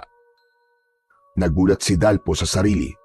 Sa bawat iwas, bawat salag, dama niya ang kakaibang bilis at lakas na hindi pa niya nararanasan sa buong buhay niya. Ang kris ay tila gumagabay, nagdidikta ng tamang paggalaw niya at tinutulungan siyang makipagsabayan sa husay ni Mang Tarman. Ngayon ay alam na niya ang pinaguhugutan ng galit nito ay hindi niya magawang magalit sa lalaki. Sa pagsirko sa ere ni Mang Tarman, kumuntikan siyang tamaan ng sipa nito sa muka. Gumanti siya ng pabalagbag na pag-atake niya rito. Sinadya niyang huwag itong saktan ng kanyang talin. Tumigil na kayo, Mang Tarman! Papalapit ng pagsalakay ng mga kalaban. Sa kanila niyo gamitin ang lakas niyo. Tumigil ka! Kailangan ko, Kris, na hawak mo para ibalik sa diwatang nagbigay sa inyan. Masisira ang buhay mo, kagaya na nangyari sa ama ko.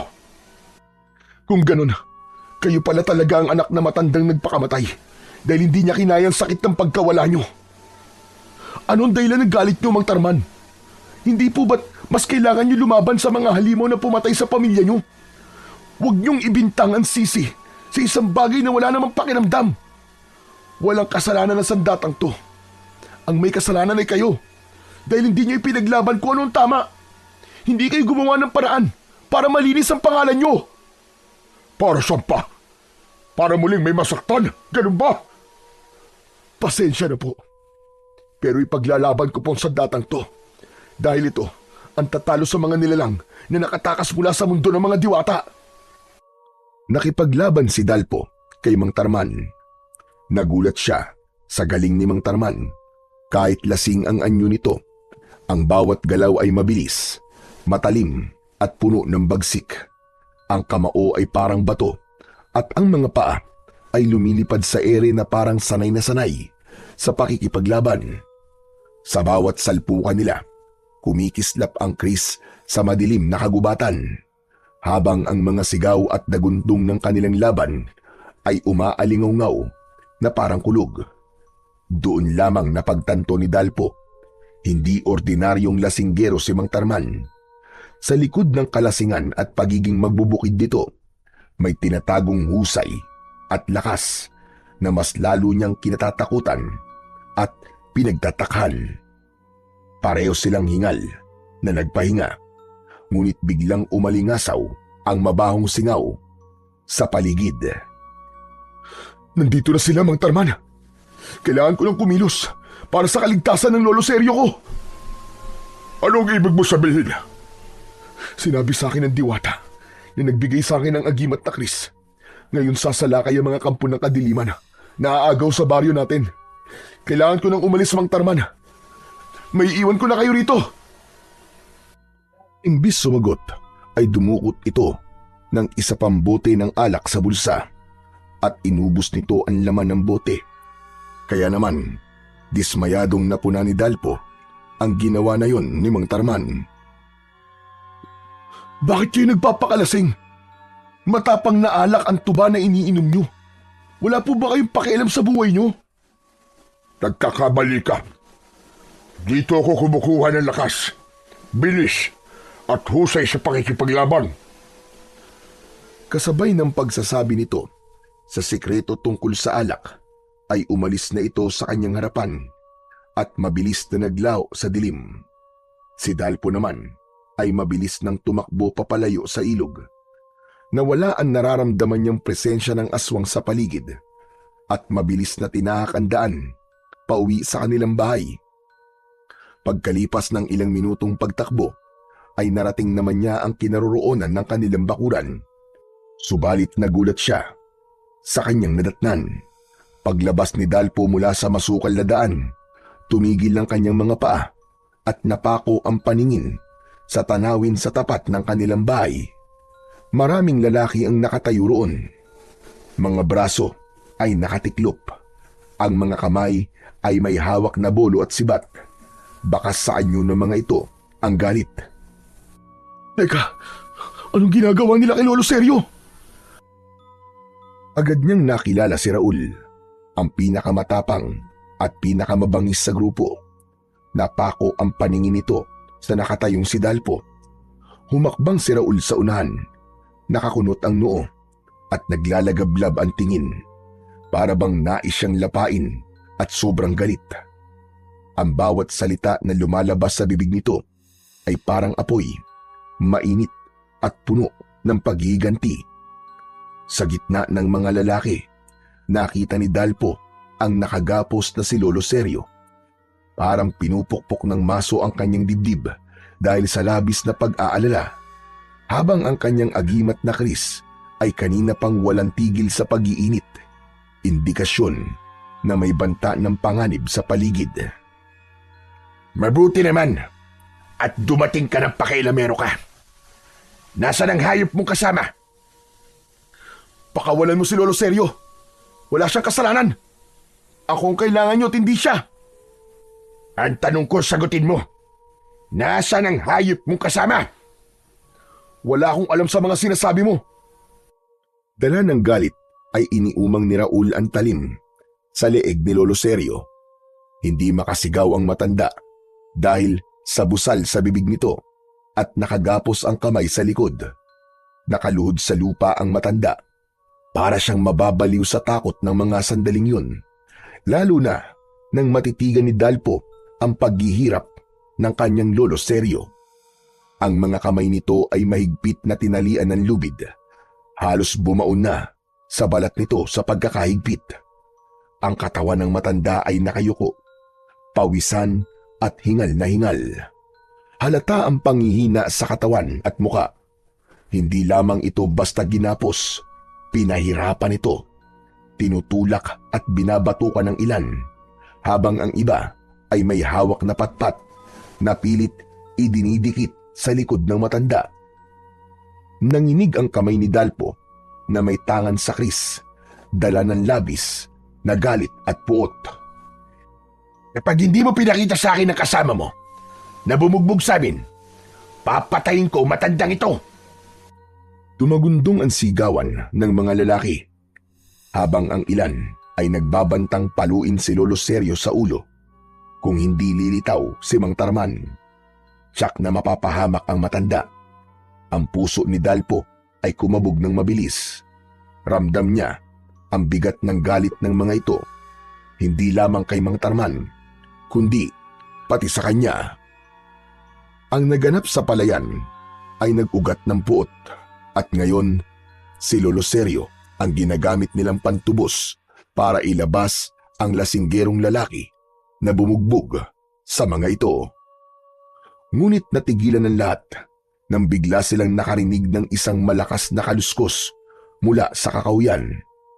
Lumitaw ang mga nilalang na papasalakay sa kinaroroonan ng mga kalalakihan. Ang maiingay na sigawan ng mga lalaki ay nauwi sa takot at pagkataranta. Biglang nagdilim ang paligid at kasabay ng malamig na ihip ng hangin ay ang nakakatakot na yabag ng mabibigat na paa mula sa di kalayuan. Isa-isa, mula sa likod ng mga puno, sumulpot ang mga nilalang na tikbalang. Mahahaba ang mga paa, matutulis ang mga kuko, at ang mga muka ay kalahating tao, kalahating kabayo. Ang kanilang mga mata ay kumikislap na parang baga sa dilim, at ang mga pangil ay nakalitaw, handang sumunggab dahil sa gutom at galit. Hayop na yan! Anong klaseng mga nilalang ang mga ito? Ngayon nyo ilabas ang tapang nyo sa mga nilalang na sumasalakay sa baryo. Hindi nakapagsalita ang mga lalaki. Nag-uunahan silang umatras, ngunit huli na. Sa isang iglap, ang mga aswang na tikbalang ay sumugod. Isang tauhan ni Raul ang agad na nasunggaban ng kagat sa leeg. Ang matatalim na kuko nito ay bumaon sa balikat ng mga lalaki. Sa isang kisap mata ay pinunit ng mga aswang ang balat ng tiyan ng mga lalaking nabiyag ng mga ito. Walang nagawa ang mga sandata ng mga lalaki laban sa malalakas na mga tikbalang. Umalingaw-ngaw ang sigaw ng pag-angil. Si Raul na nakikipaglaban sa mga aswang na tikbalang ay hindi na rin pinansin ang biyag nito na si Lolo Sergio, habang si Dalpo ay nanatiling nakatayo at hinayaan na lapain ng mga aswang ang mga lalaking nanakit sa matanda, habang ang kanyang paningin ay hindi inaalis sa nag-aalalang matanda. Kahit nakabusal ang bibig nito, alam niyang natatakot na si Lolo Sergio. Huwag kayong mag-alala, Lolo. Nandiyan na po ako. Ililigtas ko kayo. Itinaas ni Dalpo ang kanyang kamay at iniligtas si Lolo Sergio gamit ang kanyang agimat, habang ang mga aswang na tikbalang naman ay walang awang nilapa ang laman loob ng mga tauhan ni Raul. Ang iba naman ay agad tinadtad ng matitinding sipa ng mabibigat na paa ng aswang na tikbalang. Halos madurog ang mga buto at mga laman ng biktima. Hoy! Mga pangit na aswang na tikbalang! Ako naman ang harapin nyo! Bawat taga ng kanyang sandata sa mga aswang na tikbalang, mabilis silang bumabagsak habang nagkikisay at nasusunog ang katawan. Sinigurado ni Dalpo na hindi masasaktan si Lolo Sergio. Sa paglingon niya sa tabi ng matanda, nakita niya ang isa pang lalaki na hawak ng aswang ang leeg nito. Pinilas ng aswang ang ulo ng lalaki gamit ang pangil. Bumagsak sa lupa ang bangkay na parang manok na nagkikisay ang katawan. Ang mga natira ay nagsisigawan, nagtakbuhan, ngunit hindi nakalayo. Ang mga tikbalang ay mabilis, mabagsik at walang pakundangan sa pagwawakwak ng tiyan ng mga biktima. Pinupunit ng mga ito ang laman at sinisipsip ang dugo ng mga kalalakihan na parang inuming matagal nang hindi natitikman. Maya-maya pa ay narating ni Dalpo ang kinaroroonan ni Lolo Sergio. Mabilis niyang tinanggal ang gapos sa kamay nito, pati na ang busal sa bibig. Lolo, humawak po kayo sa kamay ko. Huwag po kayong hihiwalay sa tabi ko. Oo, Apo. Teka, sandali lang. Saan mo nakuha ang agimat na Chris? Sa ako na po ipapaliwanag sa inyo ang mahalaga. Mailayo ko muna kayo sa lugar na to. Mahigpit na hinawakan ni Dalpo ang kamay ng matanda habang nakikipaglaban sa mga halimaw. Sa gitna ng kaguluhan, agad na kumilos si Dalpo. Sa kabila ng kaba at takot, tumalon si Dalpo sa ere at sa kanyang mga palad ay biglang nagliwanag ang Chris. Mula sa talim ay sumambulat ang naglalagablab na malakuryenteng liwanag. Kumikidlat at humahampas sa hangin. Ang sandata ay tila may sariling buhay, sumasanib sa lakas ng kanyang bisig. Sa bawat paghampas niya, umuugong ang hangin at kumikislap ang talim. Isang tikbalang ang agad niyang tinaga sa katawan. Sa unang hiwa, nahati ang braso nito. Sa ikalawang aswang na tikbalang na sumugod sa kanila, tinaga naman niya yun sa leeg. Sumabog ang apoy at liwanag mula sa sugat nito. Ang nilalang ay napaatras, sumisigaw ng tila halinghing ng kabayo, bago bumagsak at naglaho sa liwanag mula sa nasusunog nitong sugat sa leeg. Dalawa pang tikbalang ang sumugod sa kanila, ngunit mabilis talagang kumilos si Dalpo. Habang hawak pa rin ng kamay ni Lolo Sergio, ang kanyang katawan ay magaan, parang lumulutang sa hangin. Sa bawat galaw ay naglilikha ng malakas na liwanag na nakakapanakit sa mga nilalang. Tinamaan niya ng buong lakas ng taga ang isa at agad na naputol ang ulo nito. Ang kabayong muka ay sumabog. Hindi kinaya ang lakas ng kanyang sandata at ang kulay itim na dugo ay sumambulat sa lupa. Ang isa namang tikbalang ay sinunggaban siya. Ngunit bago bumaon ang mga pangil nito sa kanyang katawan, sinaksak niya ito ng kris sa tiyan, kasabay ng malakas na sigaw. Pumutok ang katawan nito at sumambulat ang laman sa kanilang harapan. Lolo Seryo, kailangan niyo na po pumasok sa loob ng bahay natin. Baka masaktan po kayo dito. Hindi sila nauubos. Sige, mag-iingat ka po. Habang nagpapaalam ang binata kay Lolo Seryo, narinig niya ang pagsigaw ni Raul. Humihingi ng tulong sa kanya. Kaya naman, kahit kalaban niya ito, ay hinarap niya ito. Tinulungan niya ito laban sa mababangis na halimaw. Mabilis siyang tumalon at bumagsak sa kinaroroonan ng mga ito. Isang malakas na pagtaga ng kris ang tumama sa katawan ng aswang na tikbalang, kasabay ng pagtarak niya ng talim sa katawan ng nilalang. Habang nagpapatayan ang mga tikbalang at ang mga natitirang tauhan ni Raul, dumating si Mang Tarman. Dala ang maraming tapayan na mayroong laman na alak. Nakalagay yon sa paragos na hila ng kalabaw ni Dalpo. Binasag ni Mang Tarman ang isa, ang tapayan, kung saan ay nagkalat ang mga aswang na tikbalang. Sabay nitong sinindihan ng posporo, parang gasolina, na kumalat ng apoy sa lugar na pinaglalabanan ng mga ito.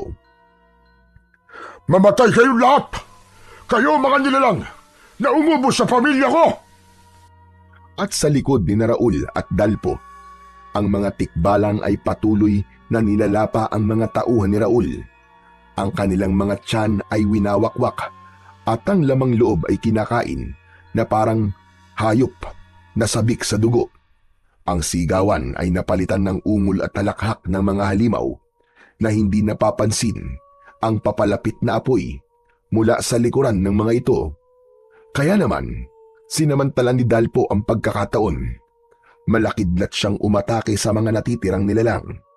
Pinugutan niya ng ulo ang mga aswang na tikbalang. Tuluyang nasunog ang katawan ng mga ito at si Raul lang ang nakaligtas sa mga tauhan na umatake sa kanila. Nakatayo si Raul sa likuran ni Dalpo habang nakatingin sila sa pasuray-suray na si Mang Tarman, habang sinasaid nito ang natitirang alak mula sa nabasag na tapayan. Marami pong salamat at dumating kayo, Mang Tarman. Huwag ka magpasalamat sa akin, Dalpo. Dahil ginawa ko ay para sa sarili kong pag-iiganti. Mula sa loob ng kanilang bahay, dahan-dahang lumabas si Lolo Seryo habang nakangiti. Sa kabila ng mga nangyari, ang mukha nito ay puno ng tuwa at kasiyahan nang makita ang paligid na wala na ang banta ng aswang. Ngunit ang hawak ni Dalpo na kris ay nanatiling mainit. Agad na lumapit si Lolo Seryo kay Dalpo. Nilampasan nito ang tahimik na nakatayong si Raul. At sa tinig ng matanda ay bakas ang labis na paghanga sa apo. Magaling ang ginawa mo, apo ko. Pambihira. Nagulat ako sa husay mo. Teka, paano ba napunta sa iyo ang agimat na kris? Hindi ko po sinasadya na makuha ang sandata na to, Lolo. Kusa pong ibinigay ito sa akin ng diwatang nangangalaga sa lagusan. Pero hindi pa rin tama na nasa iyo yan, Dalpo. Kaya ibalik mo na sa datang yan. Ibabalik ko naman po to kapag bumalik na po sa ayos ang kalikasan at naisarado ulit ang lagusan. Ang mahalaga, nagawa mo mailigtas ang baryo laban sa mga nilalang ng dilim. Nagtagumpay ka sa pagpuksa sa mga aswang na tikbalang. Bahagyang napangiti si Dalpo. Hawak pa rin ang kris na kumikislap sa liwanag ng buwan. Ngunit sa kanilang likuran, may aninong gumagalaw. Si Raul, unti-unting nanginginig ang katawan, kasabay ng pag-alingaw-ngaw ng garalgal nitong boses. Hindi ako makakapayag na hindi mo pagbabayaran ang ginawa mo sa mga alagad ko, Dalpo. Lalong-lalo ka na. Tanda! Napalingon silang tatlo sa likuran. Nakita ni Dalpo ang pagbabago ng anyo ni Raul. Halos isang dipa lamang ang layo niya kay Raul. Ang balat nito ay kumukulubot, nagdidilim, at ang mga mata ay unti-unting nagliliyab na parang apoy. Mula sa balat ni Raul ay umusbong ang mahahabang tinik na tila mga sibat. Tumutusok palabas ng laman. Ang mga braso ay humaba. Ang kuko ay naging matutulis na parabang bakal, at ang muka ay nag-anyong kabayo na may nakakatakot na pagngisi. Umalingaw-ngaw ang malakas nitong halakhak. Hindi boses ng tao, kundi kalampag na parang sabay-sabay na tawanan ng kabayong nauulol. Kasabay ng biglang paglakas ng hangin, umiikot sa paligid na parang buhawi. Nagtataboy ng alikabok at dahon. Bago pa man makailag si Dalpo, umatake si Raul. Naging isa itong aswang na tikbalang, habang ang tinik sa katawan nito ay mas humaba pa ang hibla. Tila nilalang na hindi talaga galing sa mundo ng mga tao. Sa bilis ng pangyayari, sinakal nito si Dalpo gamit ang malalaki at mabalahibo nitong mga kamay. Ramdam ni Dalpo ang bigat at lakas nito, at ang matutulis na kuko ni Raul ay bumaon sa kanyang likod. Nag-iwan ng malalim na sugat. Bumulwak kagad ng dugo. Napangiwi siya sa matinding kirot. Halos mawalan siya ng hininga habang pilit na kumakawala sa malakas na kamay ng kalaban. Si Mang Tarman na nasa di kalayuan ay natigilan. Ang muka ay namutla, at sa kabila ng tapang at kalasingan, ang itsura nito ay bumakas ang matinding takot. Ang mga kamay ay bagyang nanginig at hindi malaman kung ano ang gagawin. Kumawala ang malakas na boses nito na naglantad ng katotohanan sa pagkatao ni Dalpo. Anak! Dalpo! Ang anak ko! Dila hangin na sumugod si Mang Tarman sa kinaroroonan ng ngihinang si Dalpo. Tumama sa mukha ng binata ang malaking kamao ng nilalang. Pasadsad siyang pumagsak sa lupa habang hindi nabibitiwan ang kris. Samantalang si Mang Tarman nakikipaglaban sa halimaw na si Raul. Hindi ito makatama sa aswang. Napuno ng pagkalito ang isip ni Dalpo kung paano siyang naging anak ng isang katulad ni Mang Tarman. Ngunit pinilit niyang tumayo. Itinukod niya ang sandata sa lupa. Ako ang papatay sa kanya! Tumabi kayo, Mang Tarman! Sa akin siya may pagkakasala. Muntik niya na akong mapatay at nilinlang ako ng kanyang anyo bilang isang tao. Isa pala siyang halimaw. Sa kanya nagsimula ang lahat ng kaguluwang ito. Lumayo si Mang Tarman nang makita si Dalpo na unti-unting binabalutan ng malakas na liwanag sa katawan. Natigilan ang aswang na si Raul. Umalingaw-ngaw ang malakas na ingay na parabang kulog. Napakuyom ng kamao si Dalpo habang hawak ang kris. Sa huling lakas ng kanyang bisig, tuluyan siyang nakatayo. Biglang nagsimulang kumislap ang kapangyarihan ng agimat. Ang talim ng kris ay nagliwanag ng gusto, at mula sa pagkakatukod ay sumabog ang nakakasilaw na liwanag na parang kidlat na bumaba sa lupa. Sa isang iglap, umikot ang malakas na hangin mula sa kinatatayuan ni Dalpo. Umalingaw-ngaw ang ugong nito na tila naglalagablab na kuryente. Ang mga alikabok, dahon at bato ay tumaas at umikot din sa ere.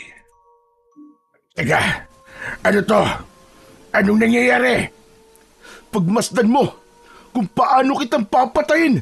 Hayop ka!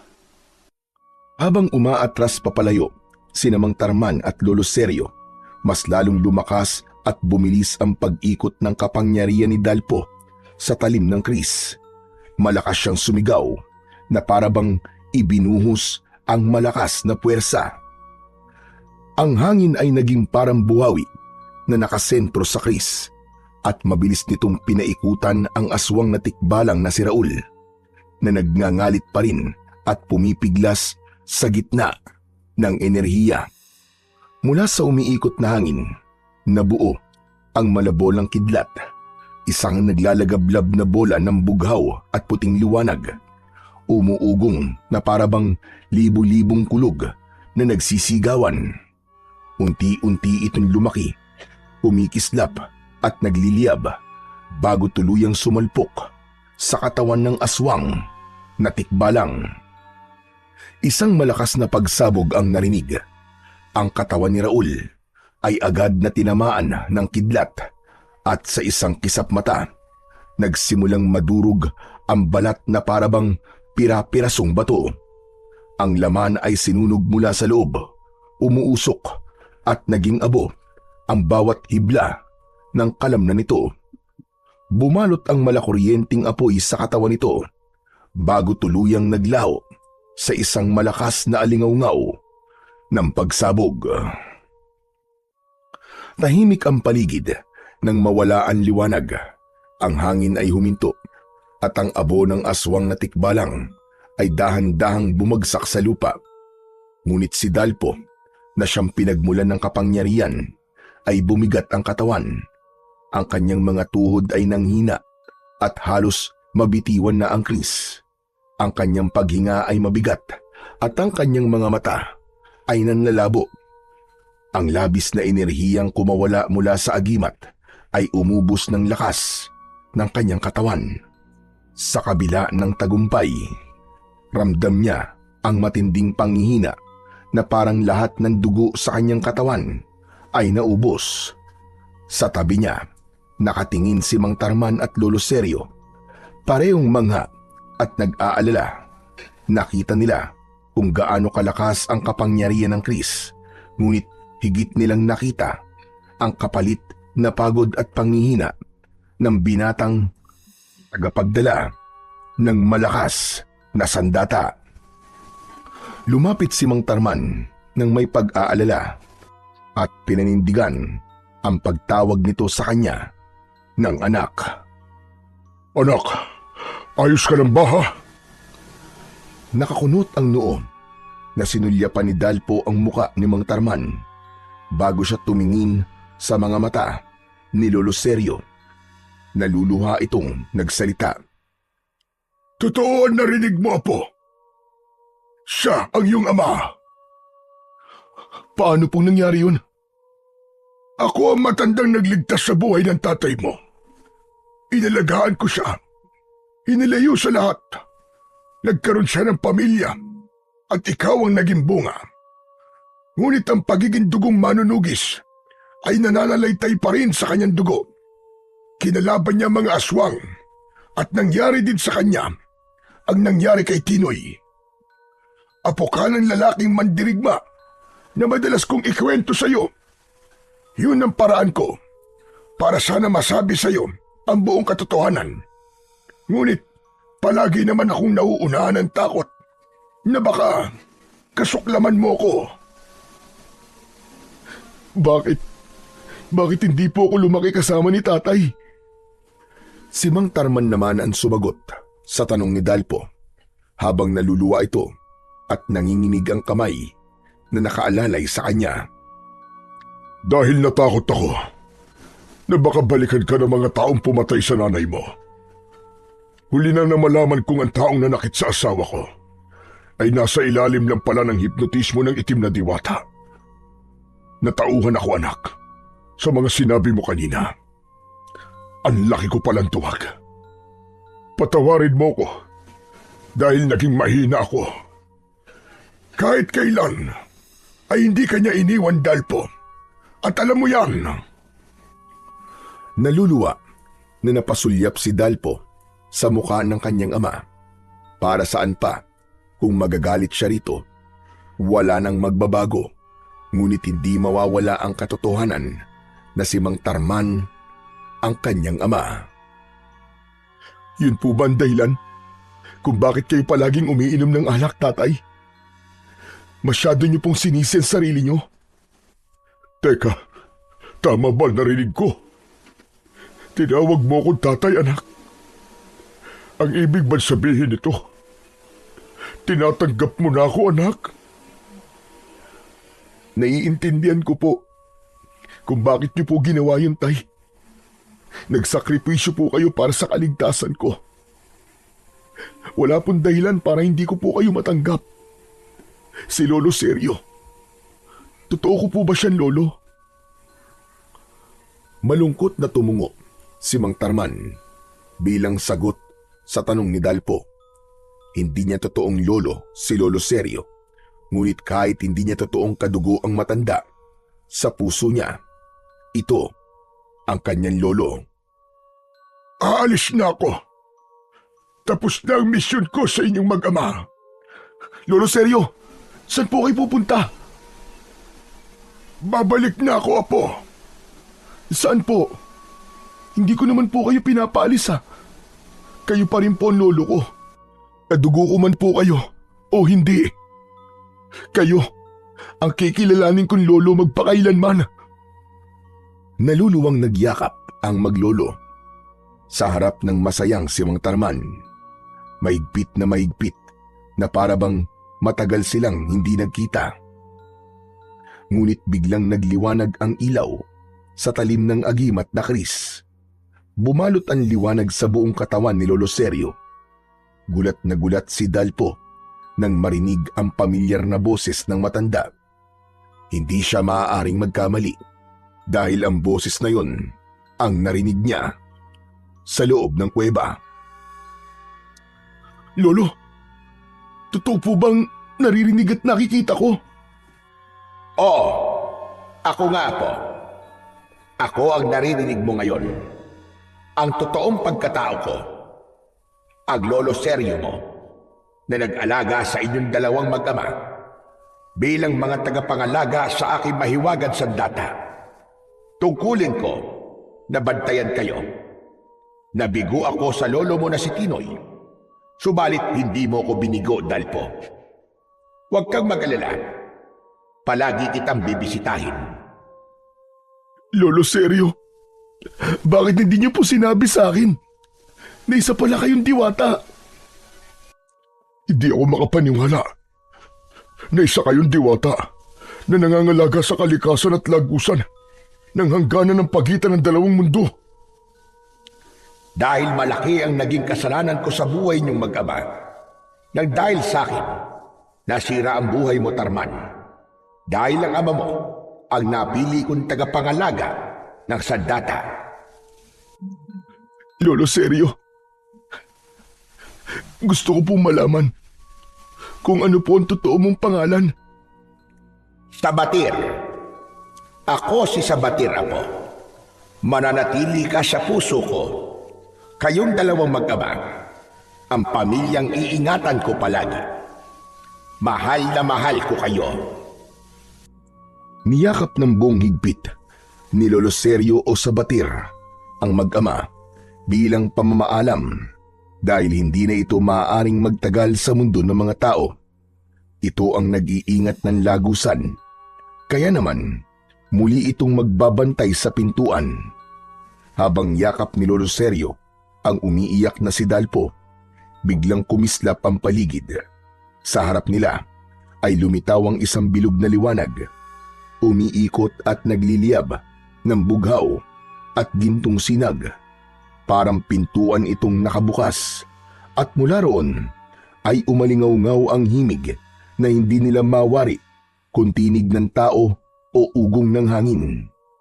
Ang lupa ay bahagyang yumanig at ang mga dahon sa paligid ay umalon-alon na tila dinadala ng hangin papasok sa loob ng lagusan.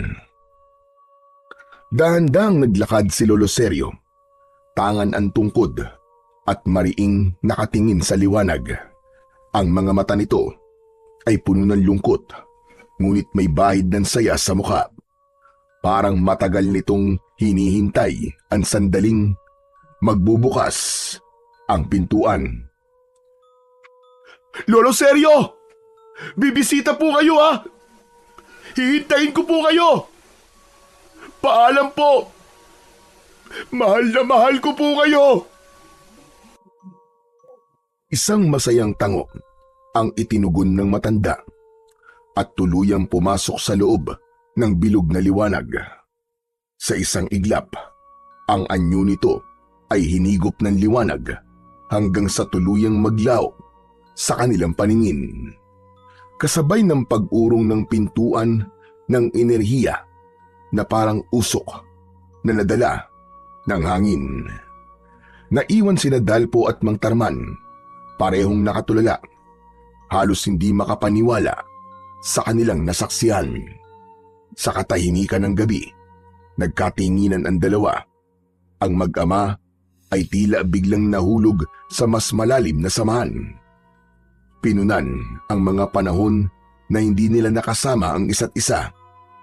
Naiwan kay Dalpo ang agimat na Chris at tuluyan na ngang nagsara ang lagusan. Nanumbalik ang katahimikan sa baryo ng Temen, habang ang mag-ama naman ay ipinagpatuloy ang trabahong naiwan ni Lolo Sergio sa bukid. Isang araw ay nag-inuman ang mag-ama. Kung sino po mauunang malalasing, siya po magtatanim ng palay, ha? Sus, ginagamit mo na naman ang agimat mo kapag malapit ka ng matalo. Ganyan ka naman eh. Ang pustahan po ay usapan. Hindi dapat mababali. Kahit kayo pa ang tatay ko. Kailangan niyo sumunod sa parusa. Umalingaw-ngaw ang halakhakan ng mag-ama sa kubo na nasa gitna ng bukid. Bakas sa kanilang mga balat ang labis na pagpapainit sa araw. Masaya silang namuhay sa piling ng isa't isa bilang isang lasinggerong magbubukid, ngunit isa naman palang manunugis ng mga aswang. Ang kwentong inyong napakinggan mula sa buhay ni Dalpo ay hindi lamang isang pakikipagsapalaran laban sa mga halimaw na tikbalang, kundi isang salamin ng tunay na katatagan ng isang tao. Mula sa pagiging isang simpleng magsasaka na ang tanging alam ay ang pag-aararo sa palayan, si Dalpo ay nahubog at naging isang mandirigmang handang ipagtanggol ang kanyang pamilya at ang kanyang baryo. Ipinapakita ng kanyang karanasan na ang kabayanihan ay hindi lamang tungkol sa lakas ng bisig o sa talas ng sandata, kundi sa malinis na puso at matatag na kalooban na handang tumulong para sa iba. Nakita natin ang kahalagahan ng kabutihan at malasakit. Ang Chris na kanyang taglay ay hindi lamang agimat na sandata, kundi sagisag ng pananampalataya, tungkulin at pananagutan sa kapwa at pamilya, na kahit hindi kadugo ang isang tao, ay ibang pagmamahal pa rin ang uusbong sa taong tunay na nagmahal sa iyo at nag-alaga. Sa huli, ang kwento ni Dalpo ay nagsisilbing paalala na ang pinakamalakas na kapangyarihan ay nagmumula sa kabutihan. Walang halimaw, gaya ng tikbalang o kahit na anong nilalang ng dilim, ang kayang manaig laban sa puwersa ng kabutihan.